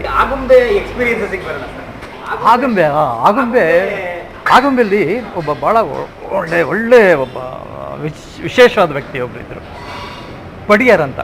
ಅವ್ರು ಸುಮಾರು ಜನ ಆಗುಂಬೆಗೆ ಹೋಗೋರಿಗೆಲ್ಲ ಗೊತ್ತಿರುತ್ತೆ. ಅವರು ಆ ಘಾಟ್ ಸೆಕ್ಷನ್ ಇಳಿಯುತ್ತಲ್ಲ, ಸನ್ಸೆಟ್ ಪಾಯಿಂಟ್ ಇದೆಯಲ್ಲ, ಅಲ್ಲಿ ಬಜ್ಜಿ ಪಕೋಡ ಎಲ್ಲ ಮಾಡ್ತಾಯಿದ್ರು. ಹಾಗಾಗಿ ಅವರು ಎಲ್ಲರೂ ಜನಕ್ಕೂ ಪರಿಚಯ. ಆಮೇಲೆ locally very well non person ಅವರು. ಸೊ ಅವರು ನಮಗೆ ಕೋಆರ್ಡಿನೇಟ್ ಮಾಡ್ತಾಯಿದ್ರು. ಅಲ್ಲಿ ಸುತ್ತಮುತ್ತ ಜಾಗ ಕರ್ಕೊಂಡು ಹೋಗೋದು, ಸುತ್ತಮುತ್ತ ಜಾಗ ತೋರಿಸೋದು, ಆಮೇಲೆ ನಮಗೇನಾದರೂ ಯಾರ್ದಾರು ಮನೆ ಬೇಕು ಅಂದರೆ ಅವ್ರ ಜೊತೆಲಿ ಹೋಗಿ ನಾವು ಮಾತಾಡೋದು, ಆ ಮನೆಗಳ ಪರ್ಮಿಷನ್ ತೊಗೊಳೋದು, ಉಳ್ಕೊಳ್ಳೋಕ್ಕಾಗ್ಬೋದು, ಶೂಟಿಂಗಿಗೆ ಆಗ್ಬೋದು. ತುಂಬ ಶೂಟಿಂಗ್ ಮನೆಗಳನ್ನೆಲ್ಲ ತುಂಬ ಶೂಟಿಂಗಿಗೆ ಯೂಸ್ ಮಾಡ್ತೀವಿ. ಆಮೇಲೆ ಇನ್ನು ಹೊರಗಡೆ ಮಾಡೋ ಪರ್ಮಿಷನ್ಸ್ ಎಲ್ಲ ನಮಗೆ ಗೌರ್ಮೆಂಟಿಂದ ತೊಗೊಂಡ್ಬಿಟ್ಟಿದ್ವಿ, ತೊಂದರೆ ಇರ್ತಾ ಇರಲಿಲ್ಲ. ಕೆಲವುದಕ್ಕೆ ಮಾತ್ರ ಸ್ವಲ್ಪ ಟ್ರಾವೆಲ್ ಮಾಡ್ತಾಯಿದ್ವಿ. ಅಂದರೆ ರೈಲ್ವೆ ಇದ್ಬೇಕು ಅಂತಂದಾಗ ಅರಸಾಳು ಅಂತ ಸುಮಾರು ಆಗುಂಬೆಯಿಂದ ಒಂದು 40-45-50-60 ಕಿಲೋಮೀಟರ್ ಹತ್ತಿರ ಅರಸಾಳು ಅಂತ, ಅಲ್ಲಿಗೆ ಹೋಗ್ತಾಯಿದ್ವಿ. ಅದೇ ಆ ಪರ್ಟಿಕ್ಯುಲರ್ ಸೀನ್ ಇದ್ದಾಗ ಅದಕ್ಕೂ ರೈಲ್ವೆ ಪರ್ಮಿಷನ್ ಬೇಕು. ರೈಲ್ವೆ ಪರ್ಮಿಷನ್ ಬೇಕು ಅಂದರೆ ನಾವು ಚೆನ್ನೈಲಿ ಪರ್ಮಿಷನ್ ತೊಗೊಳ್ಬೇಕು. ಚೆನ್ನೈಲಿ ಪರ್ಮಿಷನ್ ತೊಗೊಂಡು ಶೂಟ್ ಮಾಡಬೇಕು. ಅದು ಎಷ್ಟೋ ಲಕ್ಷಗಟ್ಟಲೆ ಡಿಪಾಸಿಟ್ ಕಟ್ಟಬೇಕು, ಇಷ್ಟು ದಿನದಲ್ಲೇ ಆಗಬೇಕು. ಆ ಥರದ್ದೆಲ್ಲ ಟೈಮ್ ಕನ್ಸ್ಟೆಂಟ್ ಇರೋವಂಥದ್ದು. ಅದನ್ನೆಲ್ಲ ಮನಸ್ಸಲ್ಲಿ ಇಟ್ಕೊಂಡು ಪ್ಲ್ಯಾನ್ ಮಾಡಿಕೊಂಡು ಶೂಟಿಂಗ್ ಮಾಡಿರೋದು. ಆಗುಂಬೆದು ಬ್ಯೂಟಿ ಏನಂತಂದರೆ, ನಾವು ಶೂಟಿಂಗ್ ಮಾಡೋಕ್ಕೆ ಶುರು ಮಾಡಿ ಎಲ್ಲರೂ ಸ್ನೇಹಿತರ ಥರ ಆಗಿಬಿಟ್ರು. ಇಡೀ ಊರೇ ನಮ್ಮ ಫ್ರೆಂಡ್ಸ್ ಥರ. ಎಲ್ಲೋದ್ರೂ ಬನ್ನಿ ಅಂತ ಕರೀತಿದ್ರು. ನಮಗೆ ಯಾರ ಮನೆಗೆ ಹೋಗೋಷ್ಟು ಪುರ್ಸೊತ್ತೇ ಇಲ್ಲ. ಆದ್ರೂ ವಿಶ್ವಾಸ ಎಷ್ಟಿತ್ತು ಅಂತಂದರೆ ಬನ್ನಿ ಅಂತ ಹೇಳಿ ಸ್ವಲ್ಪ ಕಂಡ್ರೆ ಸಾಕು. ನಾವು ಬನ್ನಿ ಕೂತ್ಕೊಳ್ಳಿ, ಕಾಫಿ ಕುಡೀರಿ ಅಂತ ಇದ್ರು. ನಮ್ಗೆ ಅಲ್ಲಿ ಶೂಟಿಂಗ್ ಹೋಗಬೇಕು, ಲೊಕೇಶನ್ಗೆ ಹೋಗಬೇಕು. ಬಟ್ ಇದೆಲ್ಲ ಒಂದು ಮುಲಾಜು. ಆದ್ರೂ ಅದನ್ನು ಮ್ಯಾನೇಜ್ ಮಾಡಿಕೊಂಡು ಎಲ್ಲರನ್ನು ಖುಷಿಲಿ ಇಟ್ಕೊಂಡು ಶೂಟಿಂಗ್ ಮಾಡ್ತಾಯಿದ್ವಿ. ಹಾಗಾಗಿ ಏನಾಗಿತ್ತು, ಇಡೀ ಊರೇ ನಮ್ಮ ಫ್ರೆಂಡ್ಸ್. ಆಮೇಲೆ ಭಾಳ ವಿಶೇಷ ಅಂದರೆ, ಶೂಟಿಂಗ್ ಮಾಡ್ತಾ ಈಗ ಒಂದು ಸೀಸನಲ್ಲಿ ಶೂಟಿಂಗ್ ಆಗೋಯ್ತು. ಯಾವುದಾದ್ರು ಬಿಲ್ಡಿಂಗ್ಗಳನ್ನೆಲ್ಲ ನೋಟಿಸ್ ಮಾಡ್ಕೊಂಡಿದ್ವಿ. ಅಲ್ಲೆಲ್ಲ ಏನೋ ಒಂದು ಬೋರ್ಡ್ ಇತ್ತು, ಆಗುಂಬೆ, ಏನೋ ಶಾರದಾ ಭವನ ಆಗುಂಬೆ, ಆ ಥರದ್ದೆಲ್ಲ ಬೋರ್ಡ್ ಇತ್ತು. ನಾವು ಅದೆಲ್ಲ ಬೋರ್ಡ್ಸ್ ಎಲ್ಲ ಅವ್ರ ಪರ್ಮಿಷನ್ ತೊಗೊಂಡು ತೆಗೆದುಬಿಟ್ಟು ಶಾರದಾ ಭವನ ಆಗುಂಬೆ ಅಂತಿದ್ದರೆ ಅದನ್ನು Sharada Bhavana Malgudi, bus stand Agumbe bus ಸ್ಟ್ಯಾಂಡನ್ನು ಮಾಲ್ಗುಡಿ ಬಸ್ ಸ್ಟ್ಯಾಂಡ್, ಈ ಥರ ಎಲ್ಲ ಬೋರ್ಡ್ಸ್ ಚೇಂಜ್ ಮಾಡಿದ್ವಿ. ಸೀರಿಯಲ್ಲು ಬರೋಕ್ಕೆ ಶುರು ಆಯಿತು. ಜನಕ್ಕೆ ಒಂಥರ ಮಾಲ್ಗುಡಿ ಅನ್ನೋಕ್ಕೆ ಶುರು ಆಗೋದು. ಊರಿನವ್ರು ಅಷ್ಟೇ, ಇರಲಿ ಬಿಡಿ ಬೋರ್ಡು, ಇರಲಿ ಬಿಡಿ ಪರವಾಗಿಲ್ಲ ಅಂತ. ಅಲ್ಲಿ ಓಡಾಡೋರಿಗೆಲ್ಲ ಮಾಲ್ಗುಡಿ ಅಂದರೆ ಇದೇನಾ, ಮಾಲ್ಗುಡಿಯಿಂದ ಬಸ್ಸಲ್ಲಿ ಹೋಗ್ತಾರಲ್ಲ, ಬೋರ್ಡ್ ನೋಡ್ತಾರೆ, ಮಾಲ್ಗುಡಿ ಅಂದರೆ ಇದೇನಾ, ಮಾಲ್ಗುಡಿ ಇದೆ. ನಾವು ವರ್ಷಕ್ಕೆ 3 ತಿಂಗಳ 4 ತಿಂಗಳ ಶೂಟಿಂಗ್ ಮಾಡ್ತಾಯಿದ್ದು. ಬಟ್ 3 ವರ್ಷ ಕಂಪ್ಲೀಟ್ ಆ ಬೋರ್ಡ್ ಇತ್ತು ಅಲ್ಲಿ. 3 ವರ್ಷ ಬೋರ್ಡೇ ತೆಗಿಲಿಲ್ಲ ನಾವು. ಬೋರ್ಡ್ ಏನಾದ್ರು ಮಾಸಿದ್ರೆ ಅದನ್ನು ಸ್ವಲ್ಪ ಚೇಂಜ್ ಮಾಡಿ ಬರಿತಾ ಇದ್ದಾರೆ. ಇಲ್ಲದ್ರೆ ಆ ಬೋರ್ಡ್ ಹಾಗೇ ಇರ್ತಾಯಿತ್ತು 3 ವರ್ಷ. ಒಂಥರ ಜನಕ್ಕೆ ಕನ್ಫ್ಯೂಷನ್, ಮಾಲ್ಗುಡಿ ಅಂದರೆ ಇದೇನಾ ಅಂತ ಎಲ್ಲ ಇಳಿದ್ಬಿಟ್ಟು ಫೋಟೋ ಎಲ್ಲ ತಗೊಂಡು ಹೋಗೋರು. ಆಮೇಲೆ ಅಲ್ಲಿ ಒಂದು ದೇವಸ್ಥಾನ ಇತ್ತು, ಒಂದು ಸಣ್ಣ ಗಣಪತಿ ಗುಡಿ. ಅಲ್ಲಿ ಸುಮಾರಷ್ಟು ಸೀನ್ಗಳೆಲ್ಲ ಮಾಡಿದ್ದೆ. ಅಲ್ಲೊಂದು ಸ್ಕೂಲ್ ಇತ್ತು, ಒಂದು ಫೌಂಟನ್ ಬೇಕಾಗಿತ್ತು, ಒಂದು ಫೌಂಟನ್ ಕ್ರಿಯೇಟ್ ಮಾಡಿದ್ವಿ. ಆಮೇಲೆ ಯಾರೋ ಒಬ್ಬ ಇಂಗ್ಲೀಷ್ ವ್ಯಕ್ತಿದು ಒಂದು ದೊಡ್ಡ ಇದು ಥರ್ಮಕೋಲ್, ಒಂದು ಸ್ಟ್ಯಾಚ್ಯೂ. ಅದೇ ಹಾಂ ಸಿಂಬಾಲಿಕ್ ಅದು. ಅದನ್ನು ಒಂದು ಸರ್ಕಲಲ್ಲಿ ಇಟ್ಟಿದ್ವಿ. ಅಲ್ಲೇ ಅನಂತನಾಗ್ ಅವರು ಬಾಕಿ ಅವ್ರ ಮೇಯ್ನ್ ಕ್ಯಾರೆಕ್ಟರ್ಸ್ ಎಲ್ಲ ಮೀಟಿಂಗ್ಗಳಾಗೋದು, ಡಿಸ್ಕಸ್ ಆಗೋದು. ಅದ್ರ ಹಿಂದೆ ಒಂದು ಇದಿತ್ತು, ಏನು ಪಂಚಾಯತಿ ಕಟ್ಟೆ ಇತ್ತು, ಒಂದು ಫೀಲ್ಡ್ ಇತ್ತು. ಅಲ್ಲಿ ಕ್ರಿಕೆಟ್ ಮ್ಯಾಚ್ ಆಡೋದು, ಪಂಚಾಯತಿ ಕಟ್ಟೆ ಬೇಕಂದರೆ ಪಂಚಾಯತಿ ಕಟ್ಟೆ. ಆಮೇಲೆ ಆ ಸರ್ಕಲಲ್ಲಿ ಜನ ಎಲ್ಲ ಕೂತ್ಕೊಂಡು ಮಾತಾಡೋದಕ್ಕೆ ಒಂಥರ ಜಾಗ. ಹೀಗೆ ಅದೆಲ್ಲ ಹೇಗಾಗಿತ್ತು ಅಂತಂದರೆ, ಬಹುಶಃ ಮಾಲ್ಗುಡಿನೇ ಹಾಗಿತ್ತೇನೋ ಅನ್ನೋ ಥರ. ಆಗುಂಬೆ ಅನ್ನೋದು ಮರ್ತೇ ಬಿಟ್ಟಿದ್ವಿ ನಾವು. ಎಲ್ಲ ಮಾಲ್ಗುಡಿಲಿ ಎಷ್ಟು ಇನ್ವಾಲ್ವ್ ಆಗಿತ್ತು ಅಂತಂದರೆ, ನಾವೆಲ್ಲ ಮಾಲ್ಗುಡಿ ಇರೋ ಅನ್ನೋ ಫೀಲಿಂಗೇ ನಮಗಿತ್ತು. ಆ ಥರ ಮಾಲ್ಗುಡಿ ಮಾಡಾಕ್ತಿದ್ವಿ. ಅಂದರೆ ಆ ಥರದ್ದು ಒಂದು ಇದು ಕ್ರಿಯೇಟ್ ಆಗಿಬಿಟ್ಟಿತ್ತು ಅಷ್ಟೊತ್ತಿಗೆ. ಎಲ್ಲರಿಗೂ ಅನ್ನಿಸ್ತಾ ಇತ್ತಿದೆ, ಆಗುಂಬೆನೇ ಮಾಲ್ಗುಡಿ ಇರಬೇಕು, ಮಾಲ್ಗುಡಿನೇ ಆಗುಂಬೆ ಇರಬೇಕು. ಈ ಥರದ್ದೊಂದು ಒಂಥರ ಖುಷಿ ಆಗ್ತಾ ಇತ್ತು ನಮಗೆ. ಹಾಗೆ ಅನ್ನಿಸ್ತಾ ಇತ್ತು, ಇರ್ಬೋದೇನೋ. इस बार भी फेल हो गया तो मेरे चाचा मालगुड़ी से कुंभम भेज देंगे मुझे. ಒಂದೊಂದು ಎಪಿಸೋಡ್ 3 ದಿವಸ, 4 ದಿವಸ, 2 ಲ್ಯಾಂಗ್ವೇಜ್ ಅಲ್ಲ. ಸೊ ಒಂದು ಎಪಿಸೋಡ್ 3-4 ದಿವಸ ಮಾಡ್ತೀವಿ. ಹಾಂ, ಹಿಂದಿ ಮತ್ತು ಇಂಗ್ಲೀಷ್ ಎರಡು. ಅಂದರೆ ಹೇಗೆ ಸರ್, ಹೇಗೆ ಶೂಟ್ ಆಗ್ತೈತೆ ಪ್ರೊಸೆಸ್? ಒಂದ್ಸರಿ ಡೈಲಾಗ್ ಹಿಂದಿಲಿ ಹೇಳೋದು, ಒಂದ್ಸರಿ ಇಂಗ್ಲೀಷ್ ಹೇಳೋದು, ಒಂದ್ಸರಿ ಹಿಂದಿಲಿ ಹೇಳೋದು, ಇಂಗ್ಲೀಷ್ ಹೇಳೋದು, ಆ ಥರ. ಕೊನೆಗೆ ಏನಾಯಿತು, ಹಿಂದಿ ಇಂಗ್ಲೀಷ್ ಎರಡು ಬೇಡ ಅಂತ, ಏನು ಎಕಾನಮಿನೂ ಇರ್ಬೋದು. ಆಮೇಲೆ ಬಹುಶಃ ನಮ್ಮ ಇಂಡಿಯನ್ ಸ್ಲ್ಯಾಂಗ್ ಇದೆಯಲ್ಲ, ಮಾತಾಡೋ ಇಂಗ್ಲೀಷು ಹೊರಗಡೆಯವ್ರಿಗೆ ಅರ್ಥ ಆಗದೆ ಇರ್ಬೋದು. ಈಗ ನಾನು ಇಂಡಿಯಾದಲ್ಲಿ ಮಾತಾಡೋ ಇಂಗ್ಲೀಷ್ ಹೊರಗಡೆಯವ್ರಿಗೆ ಅರ್ಥ ಆಗದೆ ಇದ್ರೂ ಅದು ಉಪಯೋಗ ಇಲ್ಲ. ಸೊ ಅದು ರೀಸನ್ ಇರ್ಬೋದು. ಬಟ್ ಫಾರ್ ವೇರಿಯಸ್ ರೀಸನ್ಸ್ ಕೊನೆಗೆ ಬೇಡ ಅಂತ ಆಯಿತು. ಒಂದು 26 ಎಪಿಸೋಡನ್ನು ಹಿಂದಿ ಇಂಗ್ಲೀಷ್ ಮಾಡಿದ್ವಿ. 15-26 ಎಪಿಸೋಡ್ ಅಂತ ಕಾಣುತ್ತೆ. ಹಿಂದಿ ಇಂಗ್ಲೀಷ್ ಮಾಡಿದ್ವಿ. ಆಮೇಲೆ ಸಬ್ಟೈಟ್ಲಿಂಗ್ ಮಾತ್ರ ಮಾಡೋಕ್ಕೆ ಶುರು ಮಾಡಿದ್ವಿ. ಮತ್ತು ಬರೀ ಹಿಂದಿಗೆ ಮಾತ್ರ ಅದನ್ನು ಸೀಮಿತವಾಗಿ ಇಟ್ಕೊಂಡು, ಆಮೇಲೆ ಅದು ಸಬ್ಟೈಟ್ಲ್ ಬರ್ತಾಯಿತ್ತು. ಇನ್ನು ಎಪಿಸೋಡಿಗೆ ಸಂಬಂಧಪಟ್ಟಾಗೆ ಕಲಾವಿದರು ಬರಬೇಕು. ಬಾಂಬೆಯಿಂದ ಯಾರು ಬರ್ತಾರೆ ಅವರಿಗೆ ತೀರ್ಥಹಳ್ಳಿಗೆ ಬರಬೇಕಾಗಿತ್ತು ನಾನು, ಎಸ್ ಟಿ ಡಿಗೆ. ಪ್ರತಿಯೊಂದು ದಿನಸಿ ಸಾಮಾನಿಗೆ ತೀರ್ಥಹಳ್ಳಿ, ಡೀಸೆಲ್ ಪೆಟ್ರೋಲ್ ಬೇಕು ಅಂದರೆ ತೀರ್ಥಹಳ್ಳಿ. ಹಾಗಾದರೆ ಟ್ರಾವೆಲ್ ಮಾಡೋದು ದಿನಕ್ಕೊಂದು 2 ಸರಿ ಹೋಗಿ ಬರ್ತಾಯಿದ್ದೆ ನಾನು ತೀರ್ಥಹಳ್ಳಿಗೆ. ಆಮೇಲೆ ಅಲ್ಲಿ ಶಾಪಿಂಗ್ ಗಿಪ್ಪಿಂಗ್ ಎಲ್ಲ ತೀರ್ಥಹಳ್ಳಿನೇ, ಬೇರೆ ಆಗೋಮೇಲೆ ಏನೂ ಇಲ್ಲ.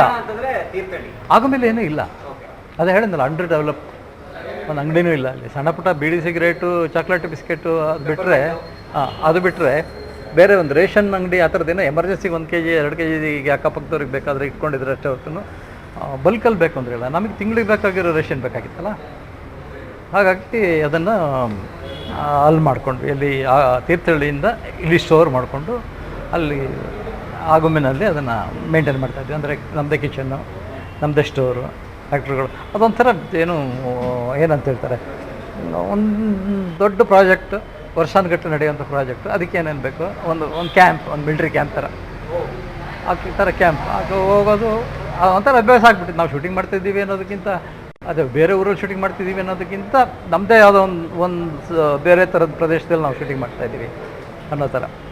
ಇನ್ನು ಎಪಿಸೋಡ್ ವೈಸ್ ಬಾಂಬೆಯಿಂದ ಆ್ಯಕ್ಟರ್ಗಳು ಬೇಕು ಅಂದರೆ ಅವರನ್ನು ಕಮ್ಯುನಿಕೇಟ್ ಮಾಡ್ತಾಯಿದ್ವಿ. ಕಮ್ಯುನಿಕೇಟ್ ಮಾಡಿ ಅವರು ಬೆಂಗಳೂರು ತನಕ ಫ್ಲೈಟಲ್ಲಿ ಬರ್ತಾಯಿದ್ರು. ಬೆಂಗಳೂರಿಂದ ಬಸ್ಸು ಅಥವಾ ಟ್ರಾನ್ಸ್ಪೋರ್ಟೇಷನ್ ಕಾರು, ಹಾಗೆ ಬೆಂಗಳೂರಿಂದ ಕಾರಲ್ಲಿ ಬರ್ತಾಯಿದ್ರು. ಅವ್ರು ಶೂಟಿಂಗ್ ಮುಗಿಸ್ಕೊಂಡು ವಾಪಸ್ ಹೋಗ್ತಾಯಿದ್ರು. ಕೆಲವರೆಲ್ಲ ಬಸ್ಸೇ ಹತ್ತು ಬಿಡ್ತಾಯಿದ್ರು ರಾತ್ರಿ. ಒಂದು ಸರಿ ಯಾರೋ ಒಬ್ಬರು ನನಗೆ ಅವರ ವಿಜಯ ಕಶ್ಯಪ್ ಅಂತ ಕಾಣುತ್ತೆ, ವಿಜಯ ಕಶ್ಯಪ್ ಅಂತಿದ್ರು.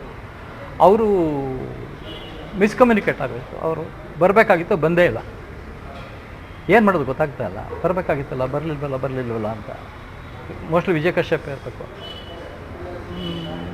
ಟೆನ್ಷನ್ ಶುರು ಆಗೋದು. ಇನ್ನೇನು ಶೂಟಿಂಗ್ ಶುರು ಆಗಬೇಕು, ರಾತ್ರಿ ಆಗೋಯ್ತು, ಬೆಳಗ್ಗೆ ಶೂಟಿಂಗು, ವ್ಯಕ್ತಿನೇ ಬಂದಿಲ್ಲ, ಫೋನ್ ಮಾಡಿದ್ರೆ ಇಲ್ಲ ಹೊರಟು ಬಿಟ್ಟಿದ್ದಾರೆ ಅಂತಾರೆ. ಕೊನೆಗೆ ನೋಡಿದ್ರೆ ಫಸ್ಟ್ ಬಸ್ಸಲ್ಲಿ ಬಂದು ಇಳಿದು ಬಿಟ್ಟಿದ್ದಾರೆ, ಪಾರ್ಟಿ ಬಂದುಬಿಟ್ಟಿದ್ದಾರೆ ಆಗುಂಬೆಗೆನ ಕೇಳ್ಕೊಂಡು ಮಾಡಿಕೊಂಡು.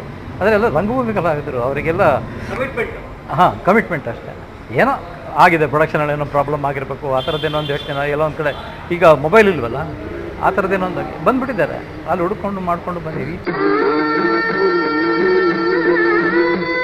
13 ಎಪಿಸೋಡಲ್ಲೇ ಇದು ಮನೆ ಮಾತಾಗೋಯ್ತು. ರಾಮಾಯಣದೊಂದು ಟೈಟಲ್ ಟ್ಯೂನ್ ಬರೋದು ನಮ್ಮದೊಂದು ಟೈಟಲ್ ಟ್ಯೂನ್ ಬಂದ ತಕ್ಷಣ ಜನ ಆ ಟೈಟಲ್ ಟ್ಯೂನಿಗೆ ಓಡಾಡ್ತಿದ್ದವರೆಲ್ಲ ಸ್ತಬ್ಧ ಆಗ್ಬಿಡೋರು. ರೋಡಲ್ಲಿ ಜನನೇ ಇರ್ತಾ ಇರಲಿಲ್ಲ. ಮಾಲ್ಗುಡಿ ಬರ್ಬೇಕಾದ್ರೂ ಇಲ್ಲ, ರಾಮಾಯಣ ಬರ್ಬೇಕಾದ್ರೂ ಇಲ್ಲ.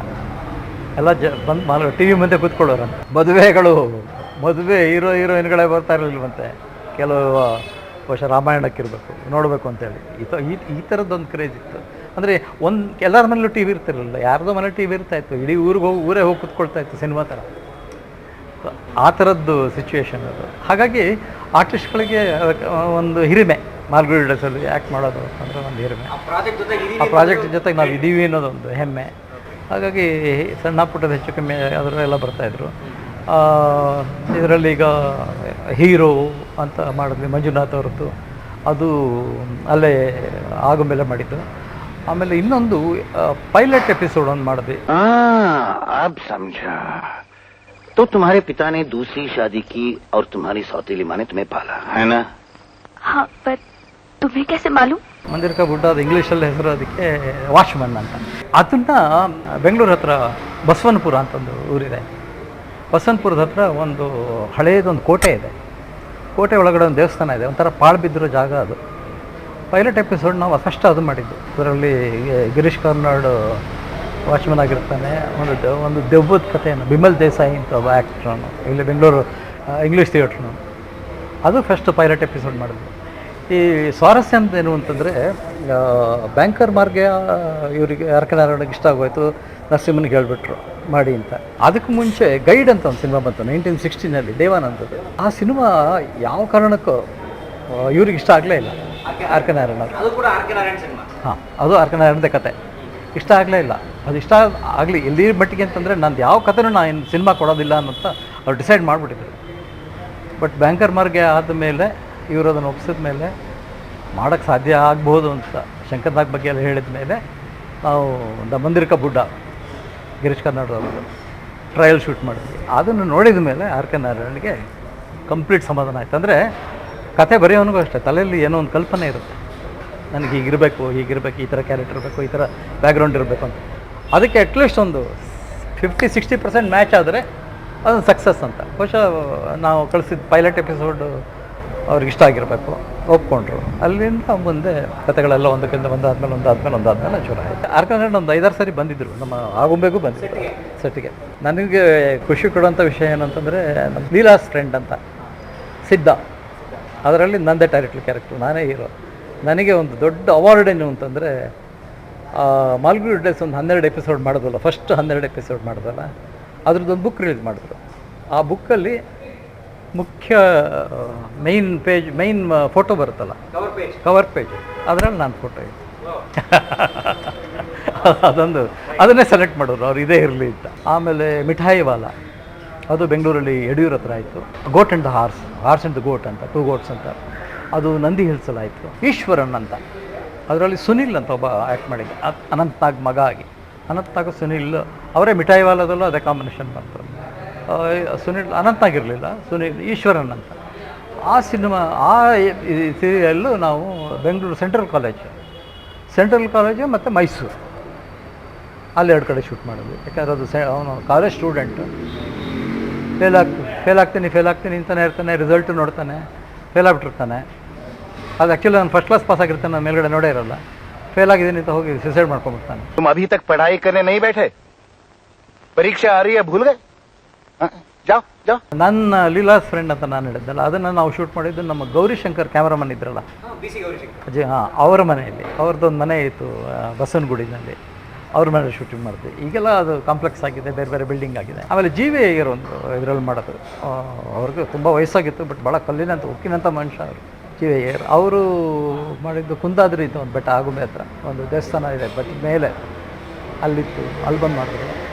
ಇನ್ನೊಂದು ಇಂಪಾರ್ಟೆಂಟ್ ಏನು ಅಂತಂದರೆ ಆರ್ಟ್ ಡೈರೆಕ್ಟರ್ ಬಂದು ಜಾನ್ ದೇವರಾಜ್ ಅಂತ. ಅವನು ಇವಾಗಲೂ ಭಾಳ ಆ್ಯಕ್ಟಿವ್ ಆಗಿದ್ದಾನೆ.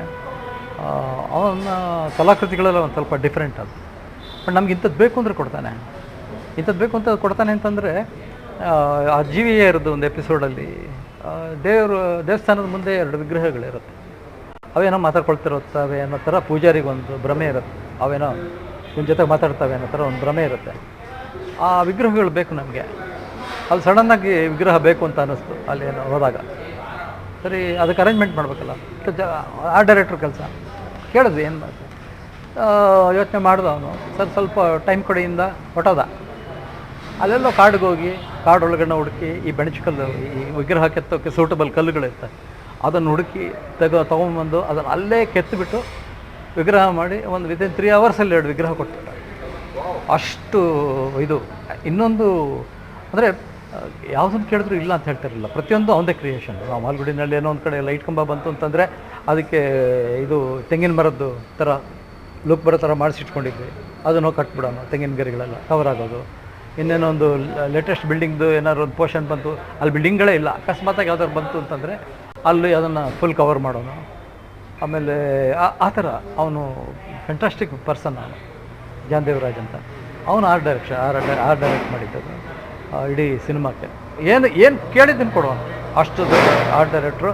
ಆಮೇಲೆ ಶಂಕರ್ನಾಗ್ ಅವ್ರಿಗೆ ಗೊತ್ತಿತ್ತಲ್ಲ, ಇವರೇ ಕತೆಗೆ ಏನು ಬೇಕು, ಹೀಗಿರಬೇಕು, ಈ ಥರ ಬೇಕು. ಒಂದು ಸ್ವಲ್ಪ ದಿವಸ ಹೇಳ್ಕೊಟ್ಮೇಲೆ ಡೈರೆಕ್ಟ್ರಿಗೆ ಏನು ಬೇಕು ಅಂತ ಗೊತ್ತಾಗ್ಬಿಡುತ್ತೆ. ಆ ಡೈರೆಕ್ಟ್ರಿಗಾಗಲಿ ಯಾರೇ ಕೆಲಸ ಮಾಡಿದ್ರು, ಈ ಕತೆಗೆ ಇದು ಬೇಕು ಅಂತ ಗೊತ್ತಾದ ತಕ್ಷಣ ಅಲ್ಲಿಂದ ಇಟ್ ಟೇಕ್ಸ್, ಅದು ತಗೊಂಡು ಹೋಗುತ್ತೆ. ಅದು ಸರ್, ಈ ಪ್ರೊಡಕ್ಷನ್ನ ಸವಾಲುಗಳ ಬಗ್ಗೆ, ಯಾಕಂದರೆ ಮುಖ್ಯವಾಗಿ ನೀವು ಅಂದರೆ ಪ್ರೊಡಕ್ಷನ್ ಸವಾಲು ಅಂದರೆ each and every minute is ಸವಾಲು. ಅಂದರೆ ಡಿಮ್ಯಾಂಡ್ಸ್ ವಿ ಡೋಂಟ್ ನೋ ಇರುತ್ತೆ, ಕೆಲವೆಲ್ಲ ಡಿಮ್ಯಾಂಡ್ಸು ಮೊದಲೇ ಪ್ರಿಪೇರ್ ಮಾಡಿ ಇಟ್ಕೊಂಡಿರ್ತೀವಿ, ಲಿಸ್ಟ್ ಹಾಕಿರುತ್ತೆ. ಆಮೇಲೆ ಎಲ್ಲೆಲ್ಲಿ ಪರ್ಮಿಷನ್ಸ್ ತೊಗೋಬೇಕು, ಯಾವ ಟೈಮಲ್ಲಿ ಪರ್ಮಿಷನ್ ತೊಗೋಬೇಕು ಏನು ಅಂತ ಎಲ್ಲ. ಕೆಲವು ಕಡೆ ಏನಾಗುತ್ತೆ, ಪ್ಲ್ಯಾನ್ ಪ್ರಕಾರ ಆಗಲ್ಲ. ಈಗೇನಾಗುತ್ತೆ, ಯಾರೋ ಒಬ್ಬ ಯಾವುದೇ ಸಿನಿಮಾ ರಿಲೀಸ್ ಆಗೋ ಟೈಮಲ್ಲಿ ನೀವು ಒಂದು ಇಂಟರ್ವ್ಯೂ ಮಾಡಿದ್ರೆ, ಆ್ಯಕ್ಟ್ರುಗಳಾಗಲಿ ಡೈರೆಕ್ಟರ್ಗಳಾಗಿ ನಾವು ಭಾಳ ಕಷ್ಟಪಟ್ಟು ಸಿನಿಮಾ ಮಾಡಿದ್ದೀವಿ ಸರ್, ದಯವಿಟ್ಟೆಲ್ಲ ನೋಡಬೇಕು ಅಂತೆಲ್ಲ ಹೇಳ್ತಾರೆ. ಸುಲಭವಾಗಿ ಸಿನಿಮಾ ಮಾಡೋಕ್ಕಾಗಲ್ಲ, ಯಾರಿಗೂ ಸುಲಭವಾಗಿ ಸಿನಿಮಾ ಮಾಡೋದು ಆಗೋದೇ ಇಲ್ಲ. ಕಷ್ಟಪಡಲೇಬೇಕು, ಅದನ್ನು ಹೇಳ್ಕೊಳ್ಳೋಂಥದ್ದೇನಲ್ಲ. ಕಷ್ಟಪಡೋಕ್ಕೆ ತಯಾರಿದ್ರೆ ನೀವು ಸಿನಿಮಾ ಮಾಡೋದು, ಕಷ್ಟಪಡೋಕ್ಕೆ ತಯಾರಿದ್ದರೆ ಸಿನಿಮಾ ಮಾಡಬೇಡ, ಇದು ಜನರಲ್ ರೂಲ್. ಸೊ ಇನ್ನೂ ಏನಾಗುತ್ತೆ, ಹೆಚ್ಚೆಗೂ ಪ್ರಾಬ್ಲಮ್ ಇರುತ್ತೆ. ಎಲ್ಲೋ ನಾವು ಈಗ ಅದೇ ಎಂಜಿನ್ ಟ್ರಬಲ್, ಅದಕ್ಕೆ ರೋಡ್ ರೋಲರ್ ಬೇಕು. ರೋಲರ್ ಎಲ್ಲಿ ಅಲ್ಲಿ ಸುತ್ತಮುತ್ತ ಎಲ್ಲೂ ಸಿಗಲ್ಲ. ನಾನು ಶಿವಮೊಗ್ಗದಲ್ಲಿ ಹುಡುಕ್ಬಿಟ್ಟೆ. ನಾನು ಶಿವಮೊಗ್ಗದವನೇ. ನನ್ನ ಫ್ರೆಂಡ್ಸ್ನೆಲ್ಲ ಕೇಳಿದೆ, ಕಾಂಟ್ರಾಕ್ಟರ್ಗಳೆಲ್ಲ ಕೇಳಿದೆ. ಅವರು ರೋಲರಲ್ಲಿ ಬೇಕು ಅಂತಂದರೆ ಬೆಂಗಳೂರಿಂದ ತರಿಸ್ಕೊಳ್ಳೋರು. ನಾನು ಬೆಂಗಳೂರಿಗೆ ಬಂದು ಬೆಂಗಳೂರಲ್ಲೊಬ್ಬ ಕಾಂಟ್ರಾಕ್ಟ್ರನ್ನ ಮೀಟ್ ಮಾಡಿ ಅವನ ಹತ್ರ ರೋಲರ್ ಬಗ್ಗೆ ಮಾತಾಡಿ ಅವನಿಗೆ ಏನಾಗುತ್ತೆ, ಅವ ಪ್ರೊಡಕ್ಷನ್ ಪರ್ಸನ್ಗೆ ಒಂದು ಕೆಪಾಸಿಟಿ ಇರಬೇಕು. ಅಂದರೆ ನನಗೇನಾದರೂ ಬೇಕು ಅಂತಂದರೆ ನಿಮ್ಮನ್ನು ಬಂದು ಕನ್ವಿನ್ಸ್ ಮಾಡಿ ಅದನ್ನು ತಗೊಳ್ಳೋ ಕೆಪಾಸಿಟಿ ನಮಗಿರಬೇಕು. ಅನ್ನೋದಕ್ಕಿಂತ ನಿಮ್ಮ ಮಾತುಕತೆಯಲ್ಲಿ, ನಡೆನುಡಿನಲ್ಲಿ, ಆಮೇಲೆ ಒಂದು ಗೌರವ ಇರಬೇಕು. ಆಮೇಲೆ ಅವ್ರಿಗೆ ಅರ್ಥ ಆಗಬೇಕು ನಾವೇನು ಹೇಳ್ತಾ ಇದ್ದೀವಿ. ಏನು ಕೊಡಬೇಕು ರೀ ನಾನು, ನಂದು ರೋಲರ್ ಇದೆ, ಯಾವುದು ನಿಮ್ಗೇನು ಕೊಡಬೇಕು? ಅದನ್ನು ಹೆಂಗೆ ತೊಗೊಂಡೋಗ್ತೀರಾ? ಲಾರಿಲಿ ತೊಗೊಂಡೋಗ್ತೀರಾ? ಅದೆಲ್ಲ ಬಿದ್ದು ಡ್ಯಾಮೇಜ್ ಆದರೆ ಯಾರು ಕೊಡ್ತಾರೆ ನನಗೆ? ಎಷ್ಟು ಕೊಡ್ತೀರಾ ಡೆಪಾಸಿಟ್? ಅಥವಾ ಏನಾರಾದರೆ ಏನು ಜವಾಬ್ದಾರಿ ತಗೋತೀರಾ? ಈ ಥರದ್ದೆಲ್ಲ ಪ್ರಶ್ನೆಗಳು ಬರುತ್ತೆ. ಸೊ ಇಲ್ಲೊಬ್ಬರು ಕಾಂಟ್ರಾಕ್ಟರ್ ಹತ್ರ ಬಂದು ಮಾತಾಡಿ ಆ ರೋಲರ್ ತೊಗೊಂಡೆ. ಫಾರೆಸ್ಟ್ ಡಿಪಾರ್ಟ್ಮೆಂಟಿಗೆ ಬಂದು ಮಾತಾಡಿ ಇಲ್ಲಿಂದ ಆನೆಗಳು ತೊಗೊಂಡೋದೆ. ಇಲ್ಲಿಂದ ಬೆಂಗಳೂರಿಂದ ಲಾರಿಗಳು ಹಾಕ್ಕೊಂಡು ಆನೆ ತೊಗೊಂಡೋಗಿದ್ದು. ಆಮೇಲೆ ಇನ್ಯಾವತ್ತೋ ಎಮರ್ಜೆನ್ಸಿಗೆ ಆನೆ ಬೇಕು ಅಂತಂತೇಳಿ ಶಿವಮೊಗ್ಗದಲ್ಲಿ ಹೋಗಿ ಅಲ್ಲಿ ಸಕ್ಕರೆ ಬೈಲು ಅಂತಿದೆ, ಅಲ್ಲೆಲ್ಲ ಆನೆ ಇದು ಮಾಡ್ತಾರೆ. It depends upon how you convince ಅಂತ. ಈಗ ಫಾರೆಸ್ಟ್ ಡಿಪಾರ್ಟ್ಮೆಂಟಿಗೆ ಹೋಗಬೇಕು, DF ಯಾರೋ ಇರ್ತಾರೆ, ರೇಂಜ್ ಆಫೀಸರ್ ಯಾರೋ ಇರ್ತಾರೆ, ಅವ್ರಿಗೆ ಹೋಗಬೇಕು, ಅವ್ರಿಗೆ ಹೇಳಬೇಕು, ಕನ್ವಿನ್ಸ್ ಮಾಡಬೇಕು, ಸರ್ ಹೀಗೆ ಅಂತ. ಆದರೆ ನಾನು ಮಾತಾಡಿದ ತಕ್ಷಣ ಕೆಲಸಗಳಾಗುತ್ತೆ ಅಂತಲ್ಲ. ಬ್ಯಾಕ್ಗ್ರೌಂಡ್ ಇರುತ್ತಲ್ಲ, ಶಂಕರ್ ನಾಗ್ ಅವರು ಡೈರೆಕ್ಟ್ ಮಾಡ್ತಾಯಿದ್ದಾರೆ, ಮಾಲ್ಗುಡ್ ಡೇಸ್ಗೂ ನ್ಯಾಷನಲ್ ಲೆವೆಲಲ್ಲಿ ಬರ್ತಾಯಿದೆ ಅಂದಾಗ ಅವ್ರಿಗೆಲ್ಲ ಒಂದು ಕಡೆ ಅನಿಸುತ್ತೆ. ಬಟ್ ಸ್ಟಿಲ್ ಏನಾಗುತ್ತೆ, ಮಾಡಲೇಬೇಕು ಅಂತೇನಿಲ್ಲ, ಕೊಡಲೇಬೇಕು ಅಂತ ಇಲ್ಲ. ಸೊ ಹಾಗಾಗಿ ಒಪ್ಕೋತಾಯಿದ್ರು, ಒಬ್ಲೈಸ್ ಮಾಡ್ತಾಯಿದ್ರು. ಅದನ್ನು ಟೈಮಿಗೆ ಸರಿಯಾಗಿ ತಲುಪಿಸೋ ಕೆಲಸ ನಮ್ಮದಿರುತ್ತೆ. ಒಂದೇ ಅಂತಲ್ಲ, ಈಗ ಒಂದು ಸರಿ ಒಂದು ಪ್ರಾಜೆಕ್ಟ್ ಶುರು ಆಗ್ತಾಯಿದೆ ಅಂದ ತಕ್ಷಣ ಒಂದು ಡಿಸ್ಕಷನ್ನಿಗೆ ಏರ್ಲೈನ್ಸಲ್ಲಿ ರೂಮ್ ಹಾಕೋದ್ರಿಂದ ಹಿಡಿದು, ಆರ್ಟಿಸ್ಟ್ಗಳನ್ನ ಮಾತಾಡ್ಸೋದ್ರಿಂದ ಹಿಡಿದು, ಅವ್ರು ಹೋಗಿ ಬರೋದ್ರಿಂದ ಹಿಡಿದು, ಅವ್ರ ಪೇಮೆಂಟಿಂದ ಹಿಡಿದು, ಅವ್ರ ಟ್ರಾನ್ಸ್ಪೋರ್ಟೇಷನಿಂದ ಹಿಡಿದು, ಅವ್ರ ಊಟ ತಿಂಡಿಯಿಂದ ಹಿಡಿದು, ಅವರು ಇರೋದಕ್ಕೆ ಜಾಗದಿಂದ ಹಿಡಿದು, ಪ್ಲಸ್ ಪ್ರಾಪರ್ಟೀಸ್ಗಳು ಏನೇನು ಬೇಕು, ಆರ್ಟ್ ಡೈರೆಕ್ಟರ್ಗೆ ಏನೇನು ರಿಕ್ವೈರ್ಮೆಂಟ್ ಇದೆ, ಕಾಸ್ಟ್ಯೂಮರ್ಸಿಗೆ ಏನೇನು ರಿಕ್ವೈರ್ಮೆಂಟ್ ಇದೆ, ಮೇಕಪ್ನವ್ರು ಬೇಕು, ಮೇಕಪ್ನವ್ರದ್ದು ಏನೇನು ರಿಕ್ವೈರ್ಮೆಂಟ್ ಇದೆ, ಇಷ್ಟು ಕೋಆರ್ಡಿನೇಷನ್ ಆಗಬೇಕು. ಒಂದು ಡಿಪಾರ್ಟ್ಮೆಂಟ್ನವ್ನು ಮಿಸ್ ಆದ್ರೂ ಅವತ್ತಿನ ಶೂಟಿಂಗ್ ನಡೆಯೋಕ್ಕೆ ಪ್ರಾಬ್ಲಮ್ ಆಗುತ್ತೆ. ಅವ್ನು ಯಾವುದೋ ಒಂದು ಕಂಟಿನ್ಯೂಟಿ ಕೋಟೆ ತಂದಿರಲ್ಲ, ಎಲ್ಲೋ ಬಿಟ್ಬಿಡುತ್ತೆ ತನ್ನ ಲೊಕೇಶನಲ್ಲಿ, ಅಥವಾ ಅದು ಬಂದೇ ಇರಲ್ಲ, ಅಥವಾ ಮರ್ತುಬಿಟ್ಟೆ ಸರ್ ಬೆಂಗಳೂರಲ್ಲೇ ಇದೆ ಅಂತಾನೆ. ಈ ಹೆಜಾರ್ಡ್ಸ್ ಎಲ್ಲ ಇರುತ್ತೆ ಪ್ರೊಡಕ್ಷನ್ನವ್ರಿಗೆ. ಸೊ ನಾವು ಎಷ್ಟೇ ಪರ್ಫೆಕ್ಟ್ ಅಂತ ಅಂದ್ಕೊಂಡ್ರು ಅದು ನಮಗೂ ಬೇಕು, ಅಂದರೆ ಟೀಮ್ ಬೇಕು. ಎಷ್ಟೇ ಪರ್ಫೆಕ್ಷನ್ ಅಂದ್ಕೊಂಡ್ರು ಅಷ್ಟು ಪರ್ಫೆಕ್ಟಾಗಿ ಕೆಲಸ ಮಾಡೋದು ಸ್ವಲ್ಪ ಕಷ್ಟನೇ. ಹಾಗಾಗಿ ಪ್ರೊಡಕ್ಷನ್ನವ್ರಿಗೆ ಎಲ್ಲಾದರೂ ಅಷ್ಟೇ, ಪ್ರೊಡಕ್ಷನ್ನವ್ರು ಅಂತಂದರೆ ಅವರಷ್ಟು ಅಜೈಲ್ ಆಗಿರಬೇಕು, ಅಷ್ಟು ಏನೋ ಗೊತ್ತಿರಬೇಕು.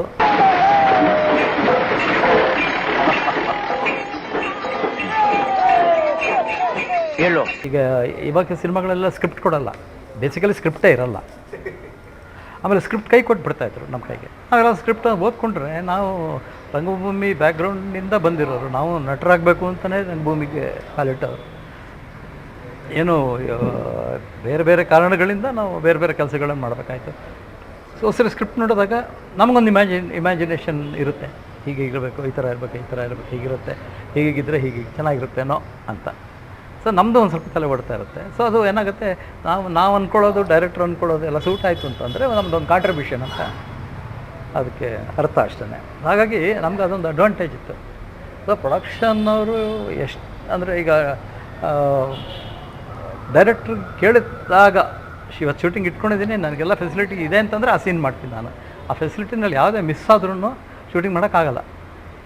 ಅಷ್ಟು ಪರ್ಫೆಕ್ಟಾಗಿ ಪ್ರೊಡಕ್ಷನ್ನವ್ರು ಇರಬೇಕು. ಈಗ ಆಗುಮೆನಲ್ಲಿ ಬ್ಯಾಕ್ಗ್ರೌಂಡು ಕಥೆಗಳು ಬೇಕು ಅಂತ ಅಷ್ಟೇ ಹೇಳೋದು. ನಂಗೆ ಕಥೆಗಳು ಬೇಕಣ್ಣ ಒಂದು 10 ಅಂತ. ಎಲ್ಲಿಂದ ತರಲಿ, ಏನು ಮಾಡೋದು, ಹ್ಯಾಕ್ ತರೋದು, ಅದೆಲ್ಲ ನಾವು ಕ್ವಶನ್ ಮಾಡೋದು ನಿಂಗೆ ಕೆಲಸ ಬರೋಲ್ಲ ಅಂತ ಅರ್ಥ.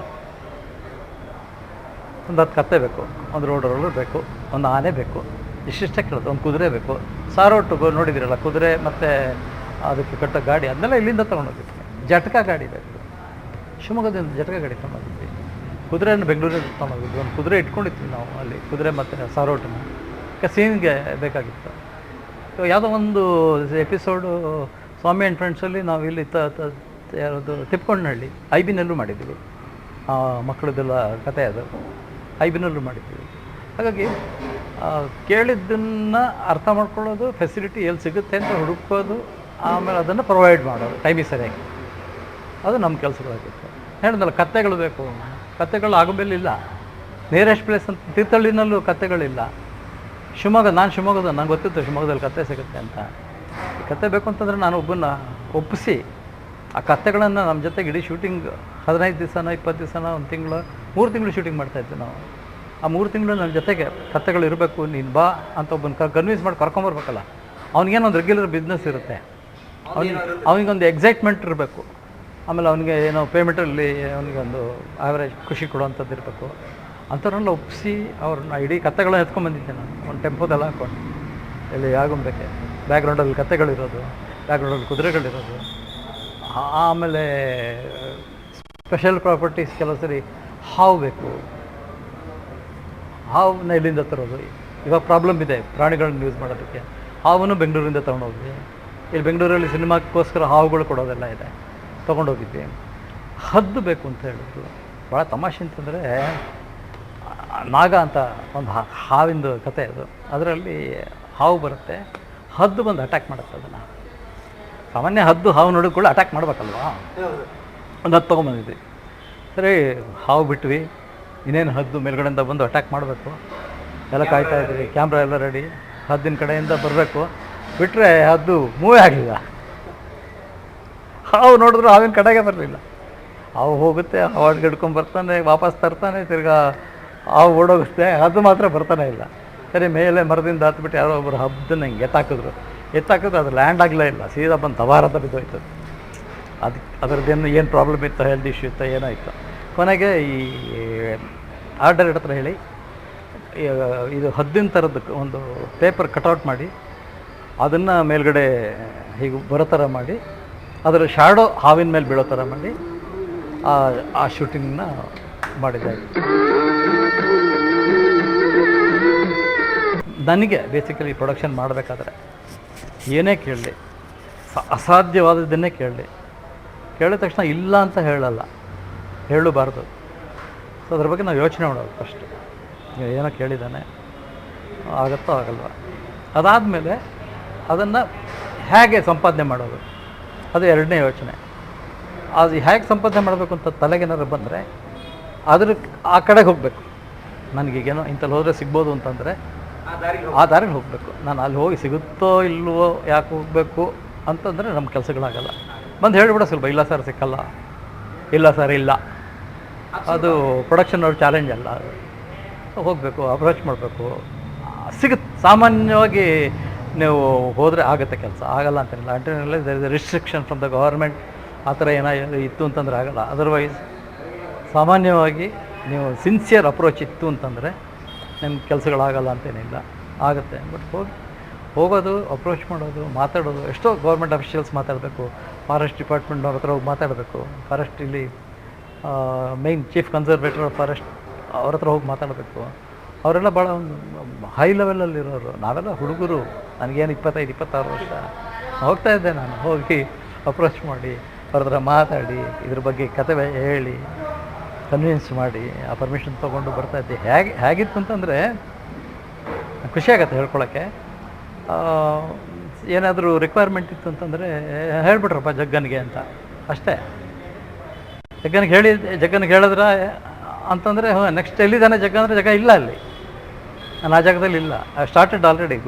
ಬುಲೆಟ್ ಬಿಟ್ಟಾಗೋಯ್ತು, ಗುಂಡು ಹೋಗ್ತಾ ಇರುತ್ತೆ, ವಾಪಸ್ ಬರೋದು ಕೆಲಸ ಮುಗಿಸ್ಕೊಂಡೆ.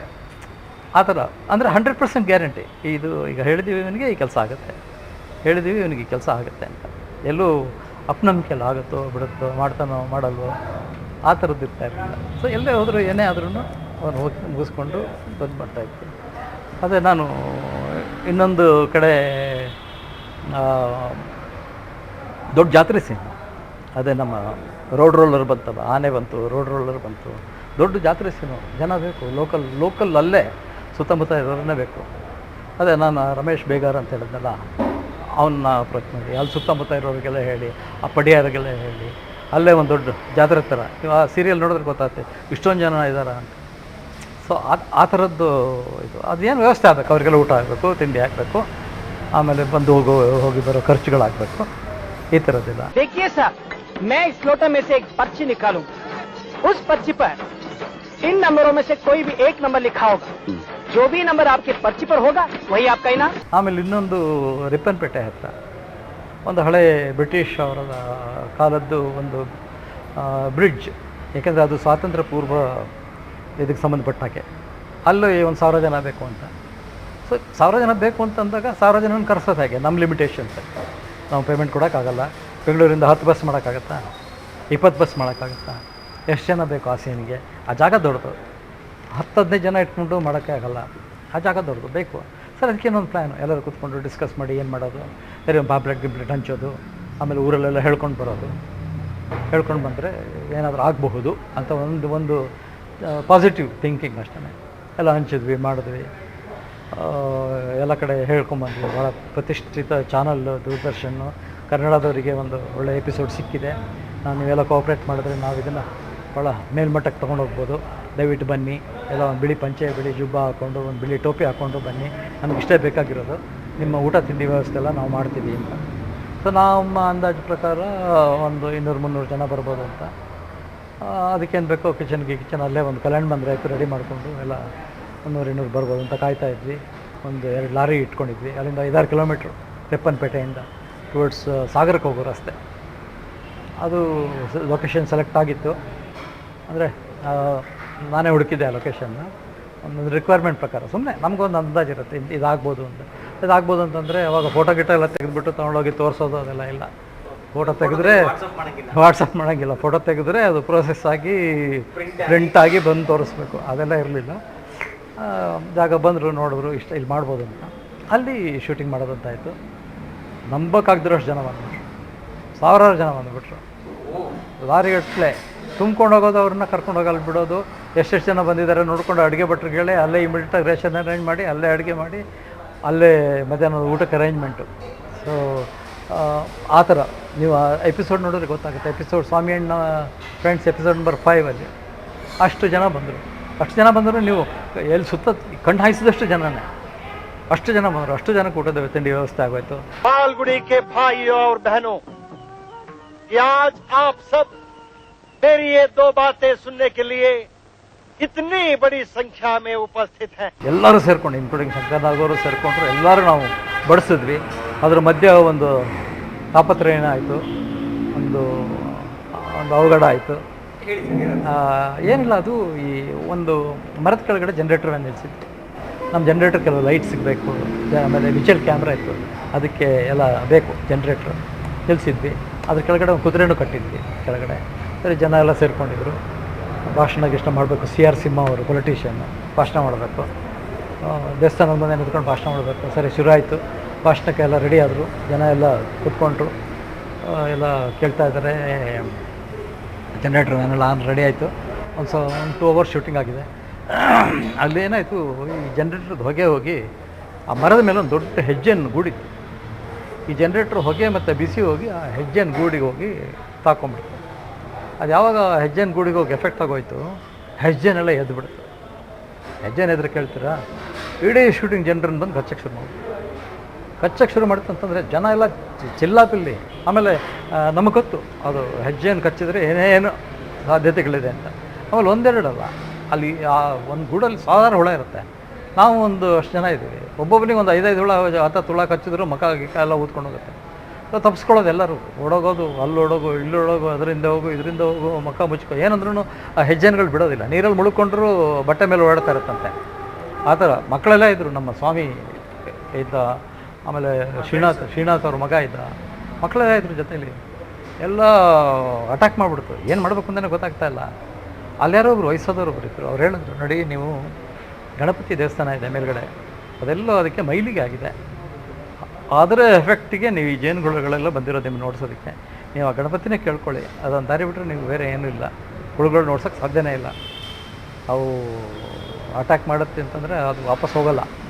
ಅಂಟೇನಿಲ್ಲ, ಜಾಗ ಖಾಲಿ ಜನ ಇಲ್ಲದೆ ಇದ್ದರೆ ಹೋಗುತ್ತೆ ಅಷ್ಟೇ ಹೊರತು ನೀವಿರೋ ತನಕ ಹೋಗಲ್ಲ ಅಂತ. ಇದು ಏನು ಆಶ್ಚರ್ಯಕರವಾದ ಘಟನೆ ಏನು ಅಂತಂದರೆ, ಅಲ್ಲಿ ಪ್ರೇಯರ್ ಮಾಡ್ಕೊಂಡು ಅವ್ರು ಹೇಳಿದ್ರಲ್ಲ, ವಯಸ್ಸಾದವ್ರು ಹೇಳಿದ್ರು ಅಂತ ಒಂದು ಪ್ರೇಯರ್ ಮಾಡ್ಕೊಂಡು, ಹೇಗೆ ಮಾಡಪ್ಪ ವಿಪತ್ತಿಂದ ಕಾಪಾಡಿಬಿಡೋ ನಮ್ಮನ್ನು, ಏನು ಪೂಜೆ ಪುನಸ್ಕಾರಗಳೆಲ್ಲ ಏನು ಬೇಕೋ ಮಾಡ್ತೀವಿ ಅಂತ. ಒಂದು 10 ನಿಮಿಷದಲ್ಲಿ ನಂಬ್ತಿರೋ ಬಿಡ್ತೀವ. ಅಷ್ಟೊಂದು ಜೋರಾಗಿ ಮಳೆ ಬಂದು, ಮಳೆ ಅಂದರೆ ಧೋ ಅಂತ ಧಾರಾಕಾರ ಮಳೆ. ಹುಳುಗಳೆಲ್ಲ ಹೋಗಿ ವಾಪಸ್ ಗುಡಿಗೆ ಸರ್. ಅದಕ್ಕಿಂತ ಏನೇನು ಬೇಕು. हम लेंगे विदेशी कपड़ों का, विदेशी कपड़ों का. ಈ ಥರದ್ದೆಲ್ಲ ಬೇಕಾದಷ್ಟು ನಡೀತಾನೆ ಇರುತ್ತೆ ಘಟನೆಗಳು, ಸಣ್ಣ ಪುಟ್ಟದಲ್ಲಿ. ಆಮೇಲೆ ಆಗುಂಬೆಯಿಂದ ಮುಂದೆ ಮೇಗರವಳ್ಳಿ ಅಂತ ಒಂದು ಜಾಗ ಇದೆ, ಅಲ್ಲಿ ಕೆಲವು ಮನೆಗಳಲ್ಲಿ ಶೂಟ್ ಮಾಡಿದ್ವಿ. ಅಲ್ಲಿ ಒಂದು ಸಿನಿಮಾ ಟಾಕೀಸ್, ಅದರೊಳಗಡೆ ಶೂಟಿಂಗ್ ಮಾಡಿದ್ವಿ. ಆ ಸಿನಿಮಾ ಟಾಕೀಸಲ್ಲಿ ನಮ್ಗೆ ಯಾವ ಥರ ಸಿನಿಮಾ ಬೇಕಾಗಿತ್ತು ಅಂದರೆ ದೇವಭೂತ ಇರೋಂಥ ಸಿನಿಮಾ. ಅದಕ್ಕೆ ನಾನು ಬೆಂಗಳೂರಿಗೆ ಬಂದು ಯಾವುದೋ ಪಾತಾಳ ಭೈರವಿ ಅಂತ ಯಾರೋ ಪ್ರೊಡ್ಯೂಸರ್, ಡೈರೆಕ್ಟ್ರ್ ಯಾರು, ಡಿಸ್ಟ್ರಿಬ್ಯೂಟ್ರ್ ಯಾರು ಅಂತ ತಿಳ್ಕೊಂಡು ಅವ್ರ ಹತ್ರ ಹೋಗಿ ಆ ಪ್ರಿಂಟನ್ನು ತೊಗೊಂಡು ಅದನ್ನು ಕಾರಲ್ಲಿ ಹಾಕ್ಕೊಂಡು ಆಗುಂಬೆಗೆ ಹೋಗಿ ಅದನ್ನು ಪ್ರೊಜೆಕ್ಟ್ ಮಾಡಿ ಆ ಸಿನಿಮಾನ ಶೂಟ್ ಮಾಡಬೇಕಲ್ಲ, ಆರ್ಟಿಸ್ಟ್ಗಳ ಜೊತೆಗೆ ಕಾಂಬಿನೇಷನಲ್ಲಿ ಶೂಟ್ ಆಗಬೇಕು. ಅದನ್ನು ಶೂಟ್ ಮಾಡಿ ತಿರುಗಿ ಮತ್ತೆ ಆ ಪ್ರಿಂಟನ್ನು ವಾಪಸ್ ಕಳಿಸಿ ಅವ್ರಿಗೆ, ಅದಕ್ಕೆ ಬಾಡಿಗೆ ಕೊಡಬೇಕಲ್ಲ, ಪ್ರಿಂಟನ್ನು ವಾಪಸ್ ಕಳಿಸಿ. ಹೀಗೆ ಏನಂದರೆ ಮನಸ್ಸಿದ್ದಲ್ಲಿ ಮಾರ್ಗ, ನೀವು ಮಾಡ್ತೀರಿ ಮಾಡೋ ಮಾಡೋದು ಉತ್ಸಾಹ ಇರಬೇಕು, ಆಸಕ್ತಿ ಇರಬೇಕು. ಈ ಶಕ್ತಿ ಪ್ರಶ್ನೆ ಬರೋಲ್ಲ, ಮಾಡೋ ಉತ್ಸಾಹ ಇರಬೇಕು, ಮಾಡೋ ಆಸಕ್ತಿ ಇರಬೇಕು, ಆಮೇಲೆ ಆ ಚಾಲೆಂಜಿಂಗ್ ಇರಬೇಕು. ಅದಿತ್ತು ಅಂದರೆ ಕೆಲಸಗಳಾಗ್ತವೆ. ಸೊ ಪ್ರೊಡಕ್ಷನಲ್ಲಿ ನಾನು ಯಾವತ್ತೂ ಹಿಂದೇಟು ಹಾಕೇ ಇಲ್ಲ. ನೀವು ಚಿಟಿಕೆ ಹೊಡೆದ್ರೆ ಏನು ಬೇಕಾದ್ರೂ ಸಿಗುತ್ತೆ ಇವತ್ತು. ಅವ್ನು ಫೋನ್ ಹೊಡೆದ್ರೆ ಸಾಕು, ನೀವು ಮಳೆ ಬೇಕಾ, ಅವ್ನು ಯಾರೋ ಒಬ್ಬನಿಗೆ ಹೇಳಿದ್ರೆ ಮಳೆ ತರ್ತಾನೆ. ಆ ಥರ ಏನು ಬೇಕೋ ಅದು ಈಗ ಸಿಗುತ್ತೆ. ನಾವಿದ್ದಾಗ ಅದೆಲ್ಲ ಸಿಗ್ತಾನೆ ಇರಲಿಲ್ಲ. ನಮಗೆ ಮಳೆ ಸೀನ್ ಮಾಡಬೇಕು ಅಂತಂದರೆ ನಾವು ಫೈರ್ ಇಂಜನ್ ಬುಕ್ ಮಾಡಿ ಮಾತಾಡಿ 2 ಫೈರ್ ವ್ಯಾನ್ ತರಿಸಿ ಅದರ ಜೆಟ್ಟನ್ನು ಹಿಂಗೆ ಮೇಲೆ ಬಿಟ್ಟು ಆ ಏರಿಯಾದನ್ನು ಬ್ಲಾಕ್ ಮಾಡ್ಕೊಂಡು ಅದಕ್ಕೆ ಮಳೆ ಎಫೆಕ್ಟ್ ಕೊಡ್ತಾಯಿದ್ವಿ. ಆ ಥರ ಆವಾಗಿನ ಇದೇ ಬೇರೆ, ಇವಾಗಿನ ಇದೇ ಬೇರೆ.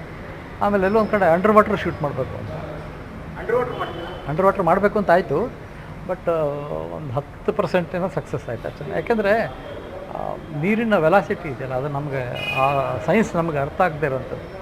ನಾವೇನೋ ಕಟ್ಬಿಟ್ವಿ ಒಂದು ಹೆವಿ ಏನು ಮೆಟಲ್, ಅದನ್ನು ಬಾಕ್ಸ್ ಥರ ಮಾಡಿ ಕೆಳಗಡೆ ಒಂದು ಗ್ಲಾಸ್ ಹಾಕಿ ಇದಂಗೆ ಮಾಡಿ, ನಮ್ಮ ಪ್ರಕಾರ ಏನಂತಂದರೆ ಅದು ಎಷ್ಟು ಹೆವಿ ಇದೆ ಅಂತಂದರೆ ಆ ನೀರಲ್ಲಿ ಇಳಿದ ಕೂಡಲೇ ಹೋಗಿ ಸೆಟ್ಲಾಗ್ಬಿಡುತ್ತೆ. ಅದು ಯಾವುದು ಕೂತ್ಕೊಂಡ್ಬಿಡ್ಬೇಕಲ್ಲ, ಅಷ್ಟು ಹೆವಿ ಅಲ್ಲ ಕಬ್ಬಡದ್ದು. ಆಮೇಲೆ ರೆಡಿ ಆಯಿತು. ಹೆವಿ ಅಂತಂದರೆ 25 ಜನ ಎತ್ಬೇಕು. ಅದನ್ನು ತಗೊಂಡು ನೀರಲ್ಲಿ ಬಿಟ್ಟರೆ ನೀರಲ್ಲಿ ತೇಲಕ್ಕೆ ಶುರು ಆಗ್ಬಿಡ್ತದೆ. ಯಾಕೆ ಹಡಗಿನ ಥರ, ನೀರೊಳಗಡೆ ಹೋಗಲ್ವಲ್ಲ, ಹಡಗಿನ ಥರ. ಸೊ ಆಮೇಲೆ ಅದನ್ನು ಹೆಂಗೆ ಶೂಟ್ ಮಾಡೋದು, ಕಬ್ಬಣ ಅದನ್ನೇ ತೂತ ಮಾಡೋಕ್ಕಾಗಲ್ಲ, ಏನದಾಗಲ್ಲ, ಮತ್ತೊಂದಾಗಲ್ಲ. ಕೆಳಗಡೆ ಫ್ರೇಮ್ ಗೀಮೆಲ್ಲ ಫಿಕ್ಸ್ ಆಗೋಗಿದೆ. ಅದನ್ನಕ್ಕೆ ಮರಗಳು ಕಟ್ಟಿ ಅದನ್ನು 4 ಜನ ನೀರಲ್ಲಿ ಮೇಲ್ಗಡೆ ಮರ ಮೇಲೆ ಕೂತ್ಕೊಂಡ್ರು ಅದು ಕೂರ್ತಾನೆ ಇರಲಿಲ್ಲ, ಫ್ಲೋಟ್ ಆಗ್ತಾಯಿತ್ತು. ಕಷ್ಟಪಟ್ಟು ಏನು ಶಾರ್ಟ್ಸ್ ಬಂತ ತಗೊಂಡ್ವಿ. ಬಟ್ ಆ ಥರದ್ದೆಲ್ಲ ಕೆಲವೆಲ್ಲ ಫೇಲ್ಯೂರ್ಸು ಇದೆ. ಇನ್ನೆಲ್ಲೋ ಯಾವುದೋ ಒಂದು ಹಳ್ಳಿ ಮನೆಗೆ ಹೋಗಿದ್ವಿ, ಅಲ್ಲಿ ಕ್ರೇನ್ ಬೇಕು ಅಂತ. ಸಡನ್ನಾಗಿ ಕ್ರೇನ್ ತರೋಕ್ಕಾಗಲ್ಲ, ಅಷ್ಟು ಟೈಮ್ ಇಲ್ಲ, ಬೇಕೇ ಬೇಕು. ಲೋಕಲ್ ಏನು ಮಾಡೋಕ್ಕೆ ಸಾಧ್ಯ ಆಗುತ್ತೆ, ಅಲ್ಲೇನೋ ಹಗ್ಗ ಕಟ್ಟೋದು, ಇನ್ನೊಂದು ಪುಲ್ಲಿ ಥರ ಮಾಡೋದು, ಆ ಥರ ಮಾಡಿಕೊಂಡು ಶೂಟಿಂಗ್ ಮಾಡಿದ್ದೀವಿ. ಅದನ್ನೂ ಆಯಿತು. ಹಾಂ, ಎತ್ತಿನ ಗಾಡಿ ಮೇಲೆ ಕ್ಯಾಮ್ರಾಮನ್ ಅಲ್ಲಿ ಕೂರಿಸ್ಬಿಟ್ಟು ಎತ್ತಿನ ಗಾಡಿನ ಮೇಲ್ಗಡೆ ಹಿಂಗೆ ಎತ್ತಿದ್ರೆ ನಾವು ಶೂಟ್ ಮಾಡಬೇಕು. ಈ ಥರದ್ದೆಲ್ಲ ಒಂಥರ ಚಾಲೆಂಜಿಂಗ್. ಅದಕ್ಕೆ ಈಗ ಅದೆಲ್ಲ ಆಗೋದಿಲ್ಲ ರೀ ಅಂತ ರಾಮಚಂದ್ರ ಅವರು ಹೇಳ್ತಾ ಇರಲಿಲ್ಲ. ಅವ್ರು ಏನು ಹೇಳಿದ್ರು ನಾನು ಅದನ್ನು ಚಾಲೆಂಜಿಂಗ್ ಅಂತಲೇ ತೊಗೊಂಡು ಮಾಡ್ತಾಯಿದ್ರು. ಹಾಗೆ ಏನಾಗುತ್ತೆ ಅಂದರೆ ಒಂದು ಟೀಮ್ ವರ್ಕ್, ಎಲ್ರಿಗೂ ಅನ್ನಿಸ್ಬೇಕು ನಾವು ಮಾಡ್ಬೋದು ಇದನ್ನು, ನಾನು ಮಾಡ್ತೀನಿ. ಟೀಮ್ ಅನಿಸಿತ್ತು ಅಂತಂದರೆ ಬಹುಶಃ ಕೆಲಸಗಳಾಗತ್ತೆ. ಆಗಲ್ಲ ಅಂತಲೇ ಆಗಲ್ಲ ಅಂತ ಡಿಸೈಡ್ ಮಾಡ್ಕೊಂಡು ಮನಸ್ಸಲ್ಲೇ ರೆಡಿ ಆಗಿಬಿಟ್ರೆ ನೀವು ಯಾವ ಕೆಲಸನೂ ಆಗಲ್ಲ. ಹಾಗಾಗಿ ಏನಂದರೆ ಎಲ್ಲ ಡಿಪಾರ್ಟ್ಮೆಂಟು, ಜಾನ್ ದೇವರಾಜ್ ಆಗ್ಬೋದು, ಕ್ಯಾಮ್ರಾಮನ್ ಆಗ್ಬೋದು, ಮೇಕಪ್ ಮನ್ಗಳಾಗ್ಬೋದು, ಯಾರೇ ಆದ್ರೂ ಅದನ್ನು ಮಾಡ್ತೀವಿ. ಅದ್ರ ಬಗ್ಗೆ ತಲೆ ಓಡಿಸ್ಬೇಕು, ಅದನ್ನು ಹೇಗೆ ಮಾಡೋದು ನಾವು. ಎಲ್ಲದು ಏನು ರೆಡಿಮೇಡ್ ಇದು ಅಂತಲ್ಲ, ಹೇಳಿರ್ತಾರೆ, ಒಂದು ಬ್ರೀಫಾಗಿ ಹೇಳಿರ್ತಾರೆ. ಯಾಕಂದರೆ ಮೆಟೀರಿಯಲ್ ಎಲ್ಲ ಬೇಕಲ್ಲ. ನಮ್ಮ ರಾಮಕೃಷ್ಣ ಆ್ಯಕ್ಟ್ರು ಅವರೊಂದು ಎಪಿಸೋಡ್ ಮಾಡಿದ್ರು. ಮೋಸ್ಕರ ಅವನು ಹುಡುಗ ಯಾವುದೊಂದು ಅಂಗಡಿಲಿ ಕೆಲಸ ಮಾಡ್ತಿರ್ತಾನೆ, ಅಲ್ಲಿ ಮೋಸ ಎಲ್ಲ ಮಾಡೋಗ್ಬಿಡ್ತಾನೆ. ಆಮೇಲೆ ಅವನಿಗೆ ಒಂಥರ ಶಾಪ ಆಗಿ ಒಂಥರ ನನಗೆಲ್ಲ ಮಖದೆಲ್ಲ ತೊನ್ನು ಹಿಡಿದು ಬಿಡೋದು, ತೊನ್ನಲ್ಲ ಕುಷ್ಠರೋಗ ಬಂದ್ಬಿಡೋದು, ಮುಖ ಎಲ್ಲ ಇದು. ಅದನ್ನು ಅವನು ಮಲ್ಲೇಶ್ ಅಂತ ಮೇಕಪ್, ರಾಮಕೃಷ್ಣ ಮತ್ತು ಮಲ್ಲೇಶ್ ಇಬ್ಬರು ಇದ್ದರು. ರಾಮಕೃಷ್ಣ ಅಂತ ಮೇಕಪ್ನಲ್ಲಿ ಅವರು ಅದನ್ನು ಕ್ರಿಯೇಟ್ ಮಾಡಿದರು. ಅವನು ಪೂರ ಮುಖ ಹೆದರಿಕೆ ಆಗೋ ಥರ ಅದು ಮೇಕಪ್, ಅದನ್ನು ಕಳಸದಲ್ಲಿ ಶೂಟಿಂಗ್ ಮಾಡಿದ್ವಿ. मारिए मत ना सर, दुखता है। शट अप कुत्ता, गधे की तरह चुपचाप खड़े रहो. ಒಂದು ಅನಂತನಾಗ್ ಬರಲೇ ಇಲ್ಲ, ಅನಂತನಾಗ್ದೇ ಶೂಟ್ ಮಾಡಬೇಕು. ಬರಲಿಲ್ಲ ಅವರು, ಏನು ಮಾಡಬೇಕು, ಬೇರೆ ಯಾವುದಕ್ಕೂ ನಾವು ರೆಡಿ ಇಲ್ಲ. ಕಾಯೋದು ಒಂದು ಬಿಟ್ಟರೆ ಕಾಯಬೇಕು. ಕಾದ್ವಿ ಬೋರ್ ಆಗೋಯ್ತು, ಏನು ಮಾಡೋದು. ಸರಿ ಶಂಕರ್ ಹೇಳಿದ್ರೆ ಕ್ರಿಕೆಟ್ ಬ್ಯಾಟ್ ಬಾಲ್ ಇದೆಯಾ ತೊಗೊಂಡೋಗಿದ್ವಿ, ಏನೋ ಟೈಮ್ ಪಾಸ್ ಇರ್ತಾರೆ. ಸರಿ ಒಂದು ಲೀಗ್ ಮ್ಯಾಚ್ ಆಡಿದ್ವಿ ಅಲ್ಲಿ, ಎಲ್ಲರೂ 2 ಟೀಮ್ ಮಾಡ್ಕೊಂಡು ಆಡಿದ್ವಿ. ಮಧ್ಯಾಹ್ನ ಆಯಿತು, ಸಾಯಂಕಾಲ ಆಯಿತು, ಬರಲೇ ಇಲ್ಲ. ಸಾಯಂಕಾಲ ಇನ್ನೇನು ಎಲ್ಲ ನಾವು ಬ್ಯಾಟು ಬಾಲು ತೊಗೊಂಡೋಗ್ಬೇಕು ಅಂದಾಗ ಅನಂತಾಗಿ ಎಂಟ್ರಿ. ಶಂಕರ್ನಾಗ ಅನಂತ್ನಾಗ ಸಣ್ಣ ಪುಟ್ಟ ಏನೋ ಒಂದು ಮಾತುಕತೆ, ಒಬ್ಬ ಡೈರೆಕ್ಟ್ರು, ಆ್ಯಕ್ಟ್ರು, ಅಣ್ಣ ತಮ್ಮ ಆ ಥರದ್ದೇನೋ ಒಂದು ಏನೋ ಬರಲೇ ಇಲ್ಲ, ಕಾಯ್ತಾ ಇದ್ದೀವಿ, ಇಡೀ ದಿವಸ ವೇಸ್ಟ್ ಆಗೋಯ್ತು. ಎಲ್ಲ ಶೂಟಿಂಗಿಗೂ ಹೋಗ್ತೀನಪ್ಪ, ಎಲ್ಲರೂ ಲೇಟ್ ಮಾಡ್ತೀನಿ ನಾನು, ಎಲ್ಲರೂ ಲೇಟ್ ಮಾಡ್ತೀನಿ ಅಂತ ನನಗೆ ಬೈತಾರೆ. ನನ್ನ ಹೆಸರೇ ಇರೋದೇ ಲೇಟ್ ಅಂತ. ನೀವು ಅದನ್ನೇ, ನಾನು ಇಲ್ಲಿ ಕರೆಕ್ಟಾಗಿ ಬಂದುಬಿಟ್ರೆ ಬೇರೆಯವ್ರು ಆಡ್ಕೊಳ್ಳಲ್ವಾ, ಬೇರೆಯವ್ರ ಶೂಟಿಂಗಿಗೆ ಲೇಟಾಗಿ ಬರ್ತಾನೆ, ಅವ್ರ ಶೂಟಿಂಗಿಗೆ ಅದು ಕರೆಕ್ಟಾಗಿ ಹೋಗ್ತಾನೆ ಅಂತ ಅದು ಜಸ್ಟಿಫೈ ಮಾಡಬೇಕಲ್ಲ, ಅದಕ್ಕೊಂದು ನ್ಯಾಯ ಒದಗಿಸ್ಬೇಕಲ್ಲ. ಅದಕ್ಕೆ ಈಗ ಬಂದಲ್ಲ, ನಾಳೆಯಿಂದ ಮಾಡ್ಕೊಳ್ಳಿ ಅಂದ್ಬಿಟ್ಟ. ಹೀಗೆ ಇದನ್ನು ಏನು ತಮಾಷೆ ಅಂತ ಹೇಳೋದು ಅಥವಾ ಅಕಸ್ಮಾತಾಗಿ ಹಾಂ ಆ ಥರ ಈ ಥರ ಸಣ್ಣ ಪುಟ್ಟದೆಲ್ಲ ಕೆಲವೆಲ್ಲ ಜ್ಞಾಪಕಕ್ಕೆ ಬರುತ್ತೆ, ಕೆಲವೆಲ್ಲ ಜ್ಞಾಪಕಕ್ಕೆ ಬರೋಲ್ಲ. ಅದು ಅವರ ಮ್ಯೂಸಿಕ್ ಡೈರೆಕ್ಟರ್ ಕ್ರಿಯೇಷನ್. ಅಂದರೆ ಈಗ ಒಂದು ಕತೆ ಹೇಳಿದಾಗ ಆ ಕತೆ, ಮಕ್ಕಳು, ಬ್ಯಾಕ್ಗ್ರೌಂಡು ಇದೆಲ್ಲ ಹೇಳಿದಾಗ ಅವ್ರಿಗೆ ಅದನ್ನು ಕ್ರಿಯೇಷನ್. ಅದರಲ್ಲಿ ಈಗ ಒಂದು ಸಿಗ್ನೇಚರ್ ಟ್ಯೂನ್ ಇದೆ, ಅಂತ,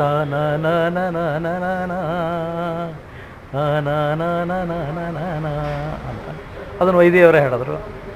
ಆಮೇಲೆ ಅದಕ್ಕೆ ರತ್ನಮಾಲ ಪ್ರಕಾಶ್ ಫಿಮೇಲ್ ವಾಯ್ಸ್ ಬರುತ್ತೆ, ರತ್ನಮಾಲ ಪ್ರಕಾಶ್. ಅದು ಇಡೀ ಏನು ಬ್ಯಾಕ್ಗ್ರೌಂಡಿಗೆ ಅಂದರೆ ಇಡೀ ಮಾಲ್ಗುಡಿಗೆ ಆ ತಾನಣ್ಣ ಅನ್ನೋದೇ ಸಿಗ್ನೇಚರ್ ಟ್ಯೂನು. ಅದು ಎಷ್ಟು ಕ್ಲಿಕ್ ಆಯಿತು ಅಂತಂದರೆ ತಾನಣ್ಣ ಶುರು ಆಯಿತು ಅಂದ ತಕ್ಷಣ ಅಂಗಡಿ ಬಾಗಿಲೆಲ್ಲ ಹಾಕ್ಕೊಂಡು ಟಿ ವಿ ಇರೋ ಜಾಗಕ್ಕೆ ಹೋಗೋರು. ಎಷ್ಟೊತ್ತಿಗೆ ಬರ್ತಿತ್ತು ದೂರದರ್ಶನದಲ್ಲಿ? 8:30 9 ಗಂಟೆಗೆ, ಸಾಯಂಕಾಲ ರಾತ್ರಿ 8:30 9 ಗಂಟೆಗೆ ಬರ್ತಾಯಿತ್ತು. ಎಲ್ಲರೂ ಹೋಗ್ಬಿಡೋರು. ಅಂದರೆ ಆ ಸಿಗ್ನೇಚರ್ ಟ್ಯೂನ್ ಎಲ್ಲೇ ಇದ್ದರೂ ಇಡೀ ಊರಲ್ಲಿ ಒಂಥರ ಅಲರ್ಟ್ ಆಗಿಬಿಡೋರು, ಅಷ್ಟು ಪಾಪ್ಯುಲರ್ ಆಗೋದು. ಇವತ್ತಿಗೂ ಅಷ್ಟೇ, ಎಷ್ಟೋ ಜನ ಮೊಬೈಲಲ್ಲಿ ಅವರ ಇದಕ್ಕೆ ಹಾಕ್ಕೊಂಡಿದ್ದಾರೆ. ಅಂದರೆ ಸೌತ್ ಇಂಡಿಯಾದಿಂದ ಒಂದು ಇಂಥರ ಪ್ರಾಜೆಕ್ಟ್ ಬರುತ್ತೆ ಅಂತ. ಇವತ್ತು ನೀವು ಮಾಲ್ಗುಡಿ ಡೇಸ್ ಯಾವುದೇ ಎಪಿಸೋಡ್ ನೋಡಿ ಯೂಟ್ಯೂಬಲ್ಲಿ, ಅದರ ಕೆಳಗಡೆ ನೀವು ಸ್ಕ್ರೋಲ್ ಮಾಡಿಕೊಂಡು ಪಬ್ಲಿಕ್ ಕಾಮೆಂಟ್ ನೋಡೋಕ್ಕೆ ಹೋದರೆ ನಾರ್ತ್ ಇಂಡಿಯಾದವ್ರು ತುಂಬ ಜನ ಕಾಮೆಂಟ್ ಮಾಡಿದ್ದಾರೆ, ನಾವು ಈ ಥರದ್ದು ಕ್ಲಾಸಿಕ್ ಇದನ್ನೇ ನೋಡಿಲ್ಲ ಅಂದರೆ ಸೌತ್ ಇಂಡಿಯಾದಿಂದ ಹೋದಂಥ ಒಂದು ಪ್ರಾಜೆಕ್ಟು ನಾರ್ತ್ ಇಂಡಿಯನ್ ಪ್ರಾಜೆಕ್ಟ್ಸನ್ನು ಮೀರಿ ಬೆಳೆದಿರುವಂಥದ್ದು. ಅವಾಗ ನೋಡಿ ಚಂದ್ರಗುಪ್ತ, ಚಾಣಕ್ಯ ಇದೆಲ್ಲ ಬಂತಲ್ಲ, ಅದು ಎಲ್ಲದನ್ನು ಮೀರಿ ಅದೊಂದು ಕಿರೀಟ ಅಂತ ಆಗೋಯ್ತು ಮಾಲ್ಗುಡಿ ಡೇಸ್. ಅಷ್ಟು ಅಂದರೆ ಇದು ಎಪಿಕ್ ಅಲ್ಲ, ರಾಮಾಯಣ ಮಹಾಭಾರತದ ಥರ ಕಥೆ ಅಲ್ಲ. ಅಂದರೆ ಅದರಲ್ಲಿ ಕತೆ ಗೊತ್ತಿದ್ರೂ ಇವತ್ತು ಮಹಾಭಾರತ ರಾಮಾಯಣ ಬಂದ್ರೂ ನಾವು ನೋಡ್ತೀವಿ, ಜನನೂ ನೋಡ್ತಾರೆ. ಮಾಲ್ಗುಡಿ ಡೇಸ್ ಹಾಗಲ್ಲ. ಮಾಲ್ಗುಡಿ ಡೇಸ್ ಆರ್ ಕೆ ನಾರಾಯಣ ಕಥೆನ ಅಷ್ಟು ಇಂಟ್ರೆಸ್ಟಿಂಗ್ ಆಗಿದೆ. ಸ್ಕ್ರೀನ್ ಪ್ಲೇ ಹೇಗೆ ಮಾಡ್ತಾರೆ, ಕಥೆನ ಡೈಲಾಗ್ ಹೇಗೆ ಇರುತ್ತೆ ಅದ್ರ ಮೇಲೆ ಹೋಗುತ್ತೆ. ಇವತ್ತು ನೋಡಿದ್ರೆ ಭಾಳ ಖುಷಿಯಾಗುತ್ತೆ, ಡೈಲಾಗ್ಸ್ ಆಗಲಿ, ಸ್ಕ್ರೀನ್ ಪ್ಲೇ ಆಗಲಿ, ಪ್ರತಿಯೊಂದು ಖುಷಿ ಆಗುತ್ತೆ. ಅಂದರೆ ಆ ಲೆವೆಲಿಗೆ ತೊಗೊಂಡು ಹೋಯ್ತು ಇದನ್ನು. ಶಂಕರ್ನಾಗ್ ಡೈರೆಕ್ಷನ್ನು, ಆಮೇಲೆ ಪ್ರತಿಯೊಂದು ಫ್ರೇಮೂ ಅಷ್ಟೇ ಎಂಜಾಯ್ ಮಾಡ್ತಾರೆ ಇವತ್ತು ಜನ. ಇವತ್ತು ದೊಡ್ಡ ದೊಡ್ಡ ಡೈರೆಕ್ಟರ್ಸ್ ಎಲ್ಲ ಏನು ಎಷ್ಟು ಚೆನ್ನಾಗಿಟ್ಟಿದ್ದಾರೆ ಫ್ರೇಮ್ ಅಂತ ಮಾತಾಡ್ತಾರೆ. ಅಂದರೆ ಅದು ಡೈರೆಕ್ಟರ್ ಕೆಪಾಸಿಟಿ, ಅದು ಅವ್ರ ಕಾನ್ಸೆಪ್ಟ್, ಅವ್ರ ಥಿಂಕಿಂಗು ಹೇಗೆ ಏನು. एक एक करके बोलो क्या है? मैं मजदूरों की हमाली लेने आया हूँ। तुम देखिए शेषाद्री जी, इंजन खींचने के काम के लिए 35 रुपए हाथी के। टायर टूट क्या बेचारे का? ವರ್ಕಿಂಗ್ ಸ್ಟೈಲ್ ಅಂತಂದರೆ ಕೆಲಸ ಬಿಟ್ಟರೆ ಬೇರೆ ಏನು ಯೋಚನೆ ಮಾಡ್ತಾನೆ ಇರಲಿಲ್ಲ. ಕೆಲಸ ಅಂತಂದರೆ ಒಬ್ಬ ಸಾಮಾನ್ಯ ಪ್ರತಿಯೊಬ್ಬ ನಿರ್ದೇಶಕನೂ ಮಾಡೋದು ಅದನ್ನೇ. ಅಂದರೆ ಪ್ಯಾಷನ್ ಇರಬೇಕು. ಪ್ಯಾಷನ್ಗೋಸ್ಕರ ಸಿನಿಮಾ ಮಾಡೋದು, ಶೋಕಿಗೋಸ್ಕರ ಸಿನಿಮಾ ಮಾಡೋದು ಅಲ್ಲ. ಪ್ಯಾಷನ್. ಈಗ ನೀವು ಯಾವುದೇ ಡೈರೆಕ್ಟ್ರು, ಈಗ ಫೇಮಸ್ ಡೈರೆಕ್ಟರ್ ತೊಗೊಳ್ಳಿ, ಅವ್ರು ಸಿನಿಮಾ ಬಿಟ್ಟು ಬೇರೆ ಏನೋ ಯೋಚನೆ ಮಾಡೋದೇ ಇಲ್ಲ.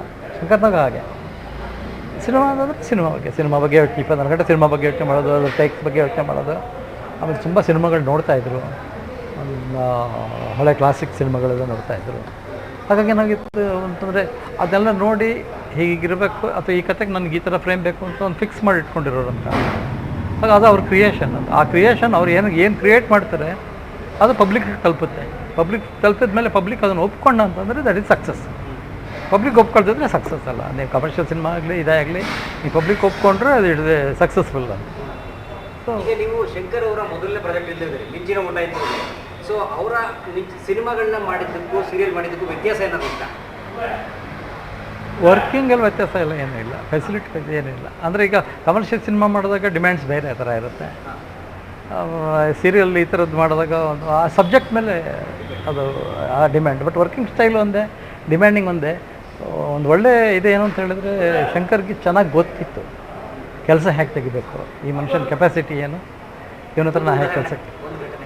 ಉದಾಹರಣೆ ಅಂತಲ್ಲ, ಪ್ರತಿಯೊಬ್ಬರಿಗೂ ಒಬ್ಬ ಆ್ಯಕ್ಟ್ರ್ ಆಗಲಿ, ಒಬ್ಬ ಪ್ರೊಡಕ್ಷನರ್ ಆಗ್ಬೋದು, ಆ್ಯಕ್ಟ್ರೇ ಆಗ್ಬೋದು, ಅಸಿಸ್ಟೆಂಟ್ ಡೈರೆಕ್ಟ್ರ್ ಆಗ್ಬೋದು, ಅಸೋಸಿಯೇಟ್ ಡೈರೆಕ್ಟ್ರ್ ಆಗ್ಬೋದು, ಅವ್ರಿಗೆಲ್ಲ ಹುರಿದುಂಬಿಸೋದು. ಯಾಕೆ ಆಗಲ್ಲ, ಮಾಡಿ ತಗೊಂಡ್ರೆ ಬರುತ್ತೆ, ಹೋಗೋ ನಿನಗೆ ಯಾಕೆ ಮಾಡೋಕ್ಕಲ್ಲ, ಹೋಗಿ ಮಾಡೋ, ನೀವು ಪರಾಲ ಹೋಗಿ ಮಾಡೋ ಆಗುತ್ತೆ, ಬರುತ್ತೋ ಬಿಡುತ್ತೋ. ಅಷ್ಟು ಹುರಿದುಂಬಿಸಿ ಕಳಿಸ್ಬಿಟ್ರೆ ಅವ್ನು ಮಾಡ್ಕೊಂಡು ಬರ್ತಾ ಇದ್ದ, ಮಾಡ್ಕೊಂಡು ಬರಲ್ಲ ಅಂತೇನಿಲ್ಲ. ಹಾಗೆ ಒಂದಾದರೆ ಆ ಕಾನ್ಸೆಪ್ಟ್ ವರ್ಕ್ ಆಗ್ತಿತ್ತ? ಆಗ್ತಿತ್ತಲ್ಲ, ಆಗ್ತಾಯಿತ್ತು. ಹೇಗೆಂದರೆ ಈಗ ಈಗ ಈಗ ನನಗೊಂದು ಕೆಲಸ ಆಗಬೇಕು, ನಿಮ್ಮನ್ನು ಈಗ ನೀವೇನು ಅಂತ ನನಗೊಂದು ಲೆವೆಲ್ ಆಫ್ ಅಂಡರ್ಸ್ಟ್ಯಾಂಡಿಂಗ್ ಇರುತ್ತೆ. ಇದು ಮಾಡೋಕ್ಕೆ ಸಾಧ್ಯ ಆಗುತ್ತೆ ಅಂಥದ್ನೆಲ್ಲ ಕಲೆ ಹಾಕೋತೀನಿ ನಾನು. ಮಾಡೋಕ್ಕಾಗುತ್ತೆ, ಮಾಡ್ಬೋದು ಅಂತ. ಹೋಗ್ತಾ ಹೋಗ್ತಾ ಹೋಗ್ತಾ ಏನಾಗುತ್ತೆ, ಜವಾಬ್ದಾರಿ ಜಾಸ್ತಿ ಆಗ್ತಾ ಹೋಗುತ್ತೆ. ಜವಾಬ್ದಾರಿ ಜಾಸ್ತಿ ಆದಾಗ ಕೆಲಸ ಮಾಡೋನಿಗೆ ನನ್ನ ಕೈಲಿ ಇದು ಮಾಡೋಕ್ಕಾಗಲ್ಲ ಅನ್ನೋದು ಯಾವುದೋ ಒಂದು ಲೆವೆಲಲ್ಲಿ ಅನ್ನಿಸ್ಬಿಡ್ಬೋದು, ನನಗೆ ಕಷ್ಟ, ನನಗಾಗಲ್ಲ ಅಂತ. ಆ ಟೈಮಲ್ಲಿ ನೀವು ಕಾನ್ಫಿಡೆನ್ಸ್ ಕೊಡೋದಿದೆಯಲ್ಲ, ಆಗುತ್ತೆ, ನೀನು ಮಾಡ್ತೀಯ ಹೋಗು ಅಂತ. ಅದು ಚೆನ್ನಾಗಿ ಬರ್ತಾಯಿತ್ತು ಶಂಕರ್ಗೆ. ಸೊ ಹಾಗಾಗಿ ಫ್ರೀ ಬಿಡ್ತಾಯಿದ್ದ, ಯಾರಿಗೂ ಕಂಟ್ರೋಲ್ ಆಗ್ತಾ ಇರಲಿಲ್ಲ, ಯಾರಿಗೂ ರಿಸ್ಟ್ರಿಕ್ಷನ್ ಆಗ್ತಾ ಇರಲಿಲ್ಲ. ಅಕಸ್ಮಾತಾಗಿ ಡಿಲೇ ಆಯಿತು, ಇನ್ನೊಂದಾಯಿತು, ಮತ್ತೊಂದಾಯಿತು ಅಂದರೆ ಸುಮ್ಮನೆ ರೇಗೋದು, ಕಿರ್ಚಾಡೋದು ಸೆಟ್ಟಲ್ಲಿ, ಆ ಥರದ್ದೆಲ್ಲ ಇರ್ತಾ ಇರಲಿಲ್ಲ. ಈವನ್ ಈಗೇನಾಗುತ್ತೆ, ಒಂದು ಶೂಟಿಂಗಿಂದ ಇನ್ನೊಂದು ಶೂಟಿಂಗಿಗೆ ಪ್ಯಾಕಪ್ ಅಂದರೆ ಶಿಫ್ಟ್ ಆಗಬೇಕು.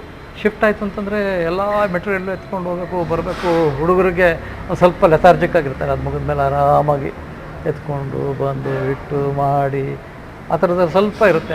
ಅವ್ರನ್ನೂ ಅಷ್ಟೇ, ಅವ್ರನ್ನೇ ಯಾಕೆ ಹುರಿದುಂಬಿಸೋದು ಯಾಕೆ ಅಂತಂದರೆ, ಯಾವುದೊಂದು ಲೈಟ್ ಸ್ಟ್ಯಾಂಡ್ ಇತ್ತು ಅಂತಂದರೆ ನಡ್ರೆ ಹೋಗೋಣ ಅಂತ ಹೇಳ್ಬಿಟ್ಟು ಹೊರಟು ಒಂದು ಲೈಟ್ ಸ್ಟ್ಯಾಂಡ್ ಕೈಲಿ ಹಿಡ್ಕೊಂಡು ಹೋಗ್ಬಿಡೋನು, ಎತ್ಕೊಂಡು ಹೋಗ್ಬಿಡ್ತಾಯಿದ್ದ ವ್ಯಾನ್ ಹತ್ರಕ್ಕೆ.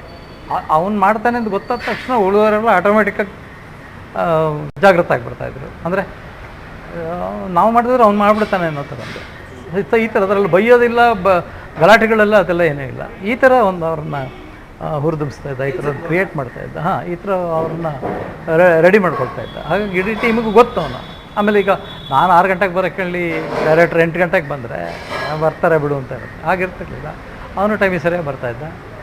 ಬರೋ ಲೇಟ್ ಆಗ್ತಾಯಿದೆ, ಟೈಮು ಲೇಟ್ ಆಗುತ್ತೆ, ಬನ್ನಿ ಅಂತ ಶುರು ಮಾಡಿ ಏನು ಬೇಕೋ ಬಂದು ಒಂದೆರಡು ಏನೋ ಇಲ್ಲ ಅಂದರೆ ಏನು ಪ್ಲ್ಯಾನ್ ಮಾಡಬೇಕು ಅದನ್ನು ಮಾಡಿಕೊಂಡು ಆ ಶೂಟಿಂಗ್ ಬಿಸಿ ಈಗ ಜೂನಿಯರ್ಸ್ ಬರಬೇಕು, ಎಲ್ಲೋ ಕೋರ್ಡಿನೇಷನ್ ಅಲ್ಲ, ಬೆಳಗ್ಗೆ ಎದ್ದು ಶುರು ಮಾಡಬೇಕು ಅಂದರೆ ಎಲ್ಲೋ ಯಾರೋ ಬರಲಿಲ್ಲ ಅಂತಂದರೆ ಅಷ್ಟೊಂದು ಚೂರು ಟೈಮ್ ಕೊಟ್ಟು ಅದನ್ನೆಲ್ಲ ಅವರೆಲ್ಲ ಬರೋದ್ರೊಳಗಡೆ ಇನ್ನೇನು ಮಾಡ್ಬೋದು ಪ್ಲ್ಯಾನ್ ಮಾಡಿ ಟೈಮ್ ವೇಸ್ಟ್ ಆಗ್ತಾ ಇರಲಿಲ್ಲ. ಏನೋ ಒಂದು ಮಾಡ್ತಾಯಿದ್ರು, ಚೆನ್ನಾಗಿ ಆಗ್ತಾಯಿತ್ತು. ಎಲ್ಲರೂ ಒಂದು ಲೆವೆಲ್ ಆಫ್ ಕಾನ್ಫಿಡೆನ್ಸ್ ಇತ್ತು ಎಲ್ಲರಿಗೂ.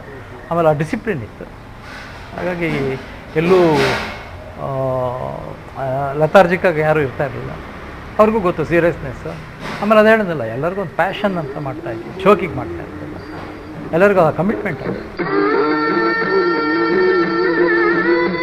ರೈಲ್ವೆ ಪರ್ಮಿಷನ್ ಬೇಕು ಅಂದರೆ ನಾವು ಫಸ್ಟ್ ಬೆಂಗಳೂರು ರೈಲ್ವೆ ಸ್ಟೇಷನಲ್ಲಿ ಅಪ್ರೋಚ್ ಮಾಡಿದ್ವಿ.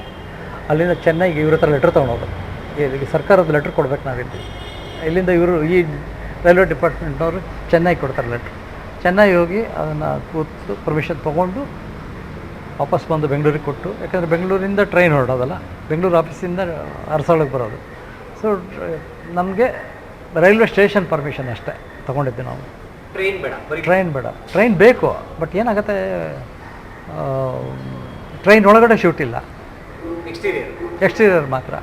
ಬಟ್ ಎಕ್ಸ್ಟೀರಿಯರನ್ನು ಟ್ರೈನ್ ಒಂದೇ ಸರಿ ಬರೋದು, ದಿನಕ್ಕೆ ಒಂದೇ ಸಲ ಬರೋದು. ಬೆಳಗ್ಗೆ ಹೋಗುತ್ತೆ, ರಾತ್ರಿ ಹೊತ್ತು ಬಂದಾಗ ನಮ್ಗೆ ಶೂಟ್ ಮಾಡೋಕ್ಕಾಗಲ್ಲ.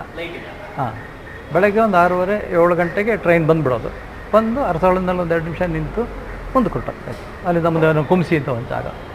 ಸೊ ಪರ್ಮಿಷನ್ ಇದ್ದಿದ್ದಿಷ್ಟೇ. ಸೊ ಪ್ಲ್ಯಾನಿಂಗ್ ಮಾಡ್ಕೋಬೇಕು ನಾವೆಲ್ಲ. ಬೆಳಗ್ಗೆ ರಾತ್ರಿ ಸುಮಾರು 2 ಗಂಟೆವರೆಗೂ ಶೂಟಿಂಗ್ ಮಾಡಿದ್ವಿ. ಬೆಳಗ್ಗೆ ಅರಸಾಳ ಹೋಗಬೇಕು, ಪರ್ಮಿಷನ್ ಇದೆ, ಎಲ್ಲ ರೆಡಿ ಇದೆ.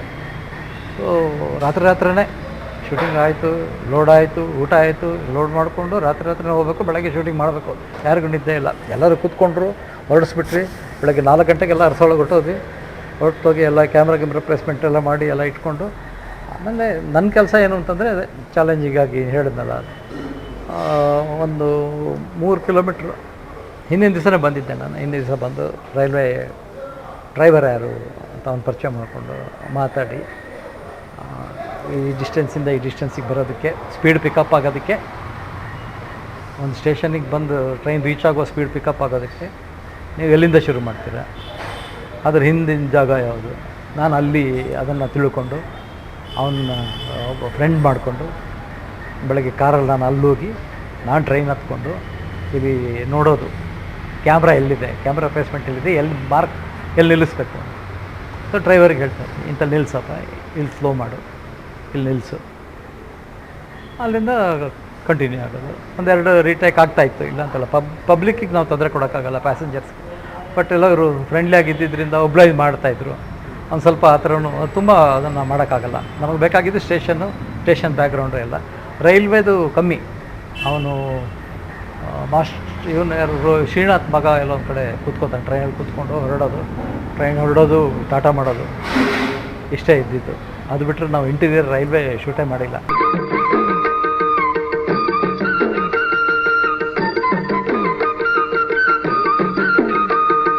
ಬಟ್ ಏನಾಗುತ್ತೆ ಟ್ರೈನ್ ಹೋದ ಮೇಲೆ ಕೆಲವರೆಲ್ಲ ಕ್ಲೋಸಪ್ಸ್ ಎಲ್ಲ ಬೇಕಲ್ಲ. ಅವ್ನು ಕೂತ್ಕೊಂಡ ಹೀಗಂತ ಹೊರಟೋದೆ, ಅವ್ನು ಕೂತ್ಕೊಂಡು ಹೀಗಂದ ಅದಾದಮೇಲೆ ಕ್ಲೋಸಪ್ ಬೇಕು ಅಂತಂದರೆ, ಡೈಲಾಗ್ ಬೇಕು ಅಂತಂದರೆ ನಾವು ಸೇಮ್ ರೈಲ್ವೆ ವಿಂಡೋ ಇರುತ್ತಲ್ಲ ಆ ಥರದ್ದೊಂದು ಕಟ್ಔಟ್ ಮಾಡಿಸ್ಬಿಟ್ಟಿದ್ವಿ ಆ ಡೈರೆಕ್ಟ್ರ್ ಹತ್ರ. ಅದನ್ನು ರೈಲ್ವೆ ಡಿಪಾರ್ಟ್ಮೆಂಟ್ನವ್ರದ್ದು ಗಾಡಿ ಇರುತ್ತೆ, ಟ್ರಾಲಿ ಚೆಕ್ ಮಾಡೋದು, ಅದಕ್ಕೆ ಕರೆಕ್ಟಾಗಿ ಅದನ್ನು ಫ್ರೇಮ್ ಅಡ್ಜಸ್ಟ್ ಮಾಡಿಕೊಂಡು ಅದರ ಹಿಂದೆ ಆರ್ಟಿಸ್ಟನ್ನು ಕೂರಿಸ್ಬಿಟ್ಟು ಅದರಿಂದ ಕ್ಲೋಸ್ ತೊಗೊಳ್ತಾ ಇದ್ವಿ. ನೋಡೋರಿಗೆ ಅದು ಗೊತ್ತಾಗ್ತಾ ಇರಲಿಲ್ಲ. ಆಮೇಲೆ ಅದರಲ್ಲೇ ಮೂಮೆಂಟು. ಆಮೇಲೆ ಇಡೀ ಬಸ್ನ ಧ್ಯಾನ್ ದೇವರಾಜ್ ನಮ್ಮ ಜನ್ರೇಟರ್ ಬಸ್ನ ಟ್ರೈನ್ ಥರ ಪೇಂಟ್ ಮಾಡಿಬಿಟ್ಟಿದ್ರು. ಬಸ್ಸನ್ನೇ ಟ್ರೈನ್ ಥರ ಕಾಣೋ ಥರ, ಟ್ರೈನ್ ಕಂಪಾರ್ಟ್ಮೆಂಟ್ ಥರ, ಕಂಪಾರ್ಟ್ಮೆಂಟ್ ಥರ ಕಾಣೋ ಥರನೇ ಪೇಂಟ್ ಮಾಡಿಬಿಟ್ಟಿದ್ದೆ. ಓವರ್ ನೈಟ್ ಮಾಡಿಕೊಟ್ಟ ಅವನು ಆ ಪೇಂಟ್ನ. ಸೊ ಅದರೊಳಗೆ ಆರ್ಟಿಸ್ಟ್ ಕೂರಿಸ್ಕೊಂಡು ಮೂಮೆಂಟ್ ಅಲ್ಲ ಕೆಲವೆಲ್ಲ. ಸೊ ಹೀಗೆ ಅದು ಒಂಥರ ಏನಂದರೆ ಅವನು ಅಷ್ಟೇ ಅದನ್ನು ಚಾಲೆಂಜಿಂಗ್ ಆಗಿ ತೊಗೊಂಡು ಮಾಡೋದ ಧ್ಯಾನ್ ದೇವರಾಜ್. ಸೊ ಹೀಗಾಗಿ ಏನಾಗುತ್ತೆ, ಎಲ್ಲದು ಪ್ಲಸ್ ಆಗ್ತಾ ಬಂದಾಗ ಎಲ್ಲದೂ ಪ್ಲಸ್ ಆಗ್ತಾನೆ ಬರುತ್ತೆ, ಇಲ್ಲ ಅಂತಲ್ಲ. ಇಷ್ಟು ವರ್ಷ ಆದಮೇಲೂ ಮಾಲ್ಗುಡಿನ ತಕ್ಷಣ ಒಂದು ಸರಿ ಮೈ ಜುಮ್ ಅನ್ನುತ್ತೆ, ಒಂಥರ ರೋಮಾಂಚನ ಆಗುತ್ತೆ, ಹುಡುಕಗೊಳ್ತೀವಿ ನಾವು. ಮಾಲ್ಗುಡಿ ನಾವು ಮಾಡಿದ ಕೆಲಸ, ನಾವು ಮಾಡಿದ ಪ್ರಾಜೆಕ್ಟು, ಅವನು ಹೆಮ್ಮೆ ಬರುತ್ತೆ. ಇದು ಎಷ್ಟು ವರ್ಷ ಆದರೆ, ಯಾಕಂದರೆ ಪ್ರಾಜೆಕ್ಟ್ ಆಗಿದೆ, ಕತೆಗಳಾಗಿದೆ, ಇದೆಲ್ಲ ನಾವು ಹೇಳಿದ್ರೆ ಅರ್ಥ ಆಗುತ್ತೆ ಹೊರತು ಜನಗಳೆಲ್ಲ ಸಿನಿಮಾ ಏನಂದರೆ ಕತೆ ನೋಡ್ತಾರೆ, ಆ ಟೇಕಿಂಗ್ ನೋಡ್ತಾರೆ, ಆ್ಯಕ್ಟಿಂಗ್ ನೋಡ್ತಾರೆ, ಮ್ಯೂಸಿಕ್ ಕಿವಿಗೆ ಬೀಳ್ತಾ ಇರುತ್ತೆ, ಅಷ್ಟೇ ಅವ್ರ ಕಣ್ಣಿಗೆ ಬೀಳೋದಲ್ಲ. ಬಟ್ ಏನಾಗುತ್ತೆ ಅಂದರೆ ಬಾಕಿ ಅವ್ರು ಮಾಡಿರೋದೆಲ್ಲ ಕೆಲಸಗಳು ಒಟ್ಟು ಸೇರಿ ಒಂದು ಮೂರ್ತಿ ರೂಪಗೊಳ್ಳೋದು ಅಂತಾರಲ್ಲ ಹಾಗೆ.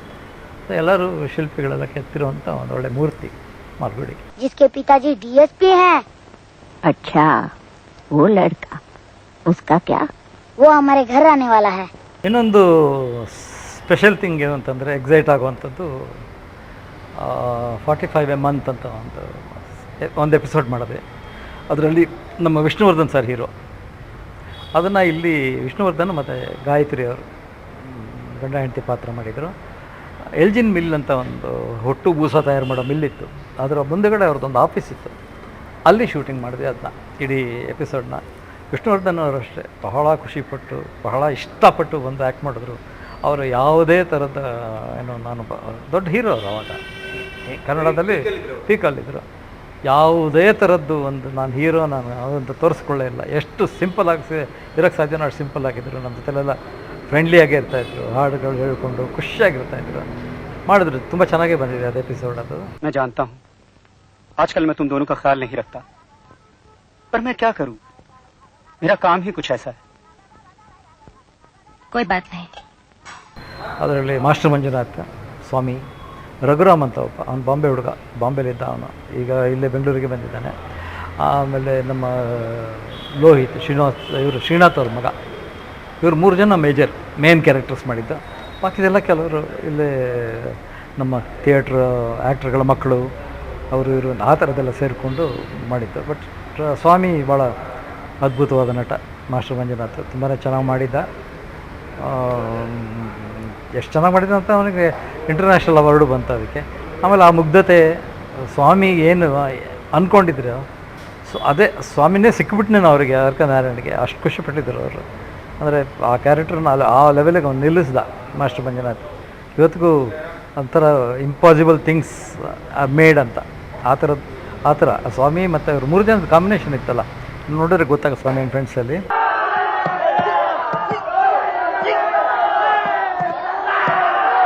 ಮಾಲ್ಗುಡಿ ಡೇಸ್ ಆದಮೇಲೆ ಬಹುಶಃ ನೋಡಿ ಸ್ವಾಮಿ ನಾವಿರೋದು ಹೇಗೆ ಅದು ಮಾಲ್ಗುಡಿ ಡೇಸ್ ಆದ್ಮೇಲೆ ನೆನಪಾಗ್ತಾಯಿಲ್ಲ.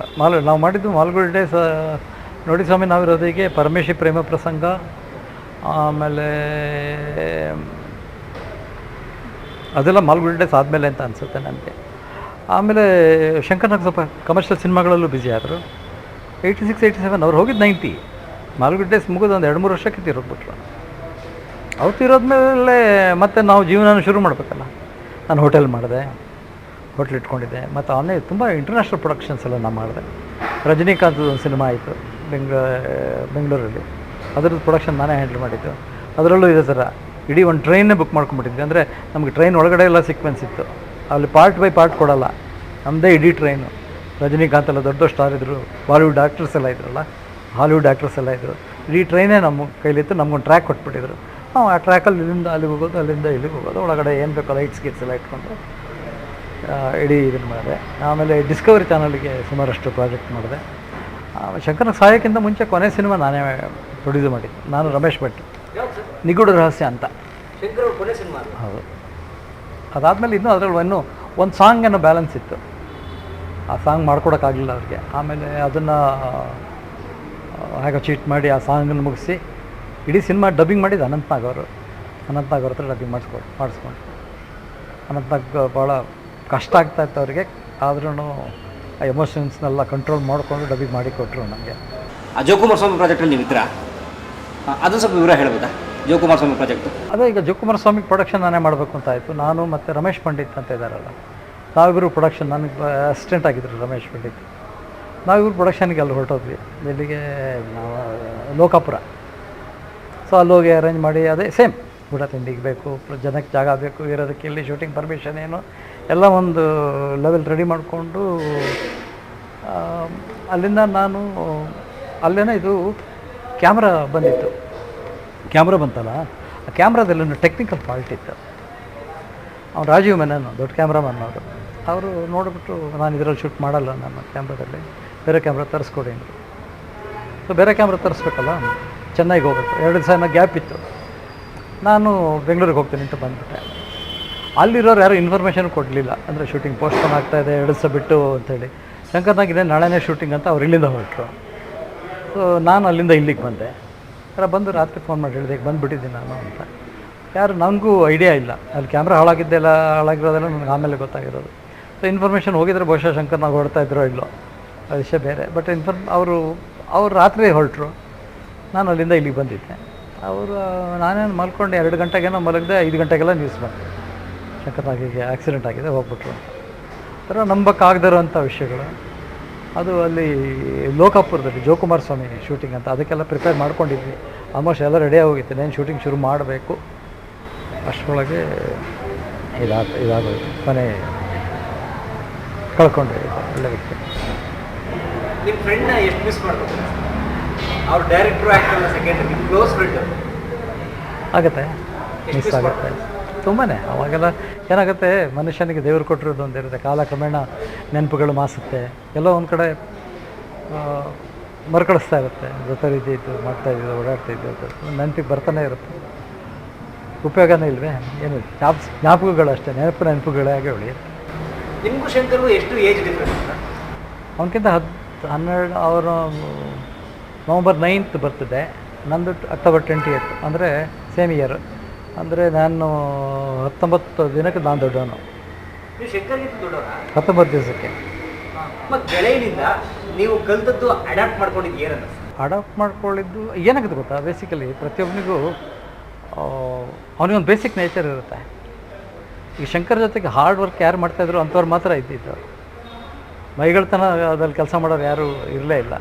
ನಮಗೊಂದು ಜವಾಬ್ದಾರಿ ಬಂತು ಅಂತಂದರೆ ಅದನ್ನು ಶಿಸ್ತಾಗಿ ಮಾಡಬೇಕು ಅನ್ನೋದು ನಮಗೆ ಇನ್ಬಿಲ್ಟ್, ಅದು ಮಾಡಲೇಬೇಕು ನಮಗೆ.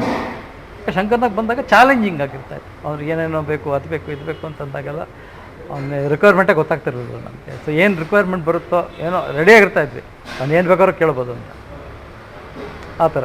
ಸೊ ಹಾಗಾಗಿ ಏನಾಗುತ್ತೆ, ಅದು ಆ ಟೈಮು, ಆಮೇಲೆ ಏನಂತಾರೆ ಆ ಡಿಸಿಪ್ಲಿನ್, ಇದೆಲ್ಲ ಸಾಕಷ್ಟು ನಮ್ಮಲ್ಲೇ ಇತ್ತು. ಶಂಕರ್ನಾಗ್ ಅವ್ರು ಬಂದ ಮೇಲೆ ಅದಕ್ಕೆಲ್ಲ ಒಂದು ಸರಿಯಾದ ಒಂದು ರೂಪ ಬಂತು ಅಷ್ಟೇ. ನೈಸ್. ಸೊ ಕೊನೆಯದಾಗಿ ಸರ್, ಈ ಮಾಲ್ಗುಡಿ ಡೇಸ್ ಆ್ಯಂಡ್ ಶಂಕರ್ನಾಗ್ ಒಟ್ಟಾರೆ ಏನು ಹೇಳ್ತೀವಿ ಸರ್? ಒಂದು ಲೈನ್ ನೀವೇನಾದ್ರು ಹೇಳಬೇಕು ಅಂದರೆ about Malgudi days and Shankar Nag ಏನು ಹೇಳ್ತೀವಿ ಸರ್? ದೇಶ ವಿದೇಶಗಳಲ್ಲಿ ಪ್ರಸಿದ್ಧವಾದಂಥ ಒಂದು ಸರಣಿನ ಶಂಕರ್ನಾಗ್ ಅವರು ಡೈರೆಕ್ಟ್ ಮಾಡಿದ್ರು, ಮಾಲ್ಗುಡಿ ಡೇಸ್.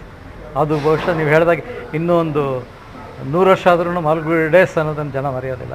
ಆ ಥರದ್ದೊಂದು ಒಳ್ಳೆ ಪ್ರೆಸೆಂಟೇಷನ್ ಮಾಡಿದ್ದಾರೆ. ಮಾಲ್ಗುಡಿ ಡೇಸ್ ಅನ್ನೋದೊಂಥರ ಇಂಡಿಯಾ, ಭಾರತದ ಇದರಲ್ಲಿ ಏನು ಭಾರತದ ಕಿರುತೆರೆಯಲ್ಲಿ ಭಾಳ ಒಂದು ಮೇಲು ಸ್ತರದಲ್ಲಿ ತೊಗೊಂಡೋಗಿದ್ದಂತು. ಅದನ್ನು ಸ್ವಾಮಿ ಆ್ಯಂಡ್ ಫ್ರೆಂಡ್ಸನ್ನ ಫ್ಯೂಚರ್ ಫಿಲ್ಮು ಮಾಡಿದ್ರು, ಫ್ಯೂಚರ್ ಫಿಲ್ಮ್ಗೆ ಎಡಿಟ್ ಮಾಡಿ ರಿಲೀಸು ಮಾಡಿದ್ರು ಅದನ್ನು. ಹಾಗಾಗಿ ಅದು ಏನಾಗುತ್ತೆ, ಅದು ಅಂಥ ದೊಡ್ಡ ಇದಾಗಲಿಲ್ಲ, ಬಟ್ ಇಂಟರ್ನ್ಯಾಷನಲ್ ಫಿಲ್ಮ್ ಫೆಸ್ಟಿವಲೆಲ್ಲ ಹೋಯಿತು. ಬಟ್ ಮಾಲ್ಗುಡಿ ಡೇಸ್ ಅನ್ನೋದು ಒಂಥರ ಕೆಲವೇ ಎಪಿಸೋಡ್ಗಳು, ಕೆಲವೇ ಕಿರುತೆರೆನಲ್ಲಿ ಸರಣಿಗಳಲ್ಲಿ ಕೆಲವೇ ಎಪಿಸೋಡ್ ಅಂತ ಹೆಸರು ಹೇಳೋದ್ರಲ್ಲಿ ಮಾಲ್ಗುಡಿನೂ ಟಾಪಲ್ಲಿ ಬರುತ್ತೆ, one of the top subject. ಅದು ದೊಡ್ಡ ಪ್ರೌಡ್ ಅಲ್ಲ. ಸಾಮಾನ್ಯ ಯಾವುದೇ ಒಂದು ಪ್ರಾಜೆಕ್ಟ್ ಶೂಟ್ ಮಾಡಬೇಕಾದ್ರೂ 1 ತಿಂಗಳು ಮಾಡ್ತೀವಿ, 2 ತಿಂಗಳು ಮಾಡ್ತೀವಿ. 2 ತಿಂಗಳು ಮಾಡೋ ಹೊತ್ತಿಗೆ ಒಂದು ಸ್ವಲ್ಪ ಸಾಕು, ವಾಪಸ್ ಹೋಗೋಣ, ಮನೆಗೆ ಹೋಗೋಣ, ಈ ಥರದ್ದೆಲ್ಲ ಜನರ ಮನಸ್ಸಲ್ಲಿ ಇರುತ್ತೆ. ಊರು ಬಿಟ್ಟು ಬಂದುಬಿಟ್ಟಿರ್ತಾರಲ್ಲ, ಅದರಲ್ಲಿ ಮಕ್ಕಳಿಗೆ ಜಾಸ್ತಿ. ಮಾಸ್ಟರ್ ಮಂಜುನಾಥ್ಗೆ ಒಂಥರ ಡಿಪ್ರೆಷನ್ ಲೆವೆಲ್ಲು. ಹಾಂ, ಅಷ್ಟು ದಿವಸ ಇದ್ರಲ್ಲ ಆಗುಮೇಲೆ ಆ ಒಂಥರ ಇಂಟ್ರೆಸ್ಟೇ ಹೊರಟೋಗ್ಬಿಡ್ತಾಯಿತ್ತು. ಪರ್ಫಾರ್ಮ್ ಮಾಡೋಕ್ಕಾಗಲ್ಲ, ಇಂಟ್ರೆಸ್ಟ್ ಹೋಯ್ತು ಅಂತಂದರೆ. ವಾಪಸ್ ಹೋಗ್ತೀನಿ, ಮನೆಗೆ ಹೋಗೋಣ, ಸಾಕು ಶೂಟಿಂಗು ಹೀಗೆಲ್ಲ. ಸೊ ಅವನಿಗೊಂದು ಇದು ಕೊಡಬೇಕಲ್ಲ. ಹಾಂ, ಅದಕ್ಕೆ ನಾವೆಲ್ಲ ಉಡುಪಿ ಬೀಚಿಗೆ ಅಂತ ಪ್ರೋಗ್ರಾಮ್ ಹಾಕ್ಕೊಂಡು ಉಡುಪಿ ಬೀಚ್ಗೆ ಮಕ್ಕಳನ್ನೆಲ್ಲ ಕರ್ಕೊಂಡೋಗಿ ಅಲ್ಲಿ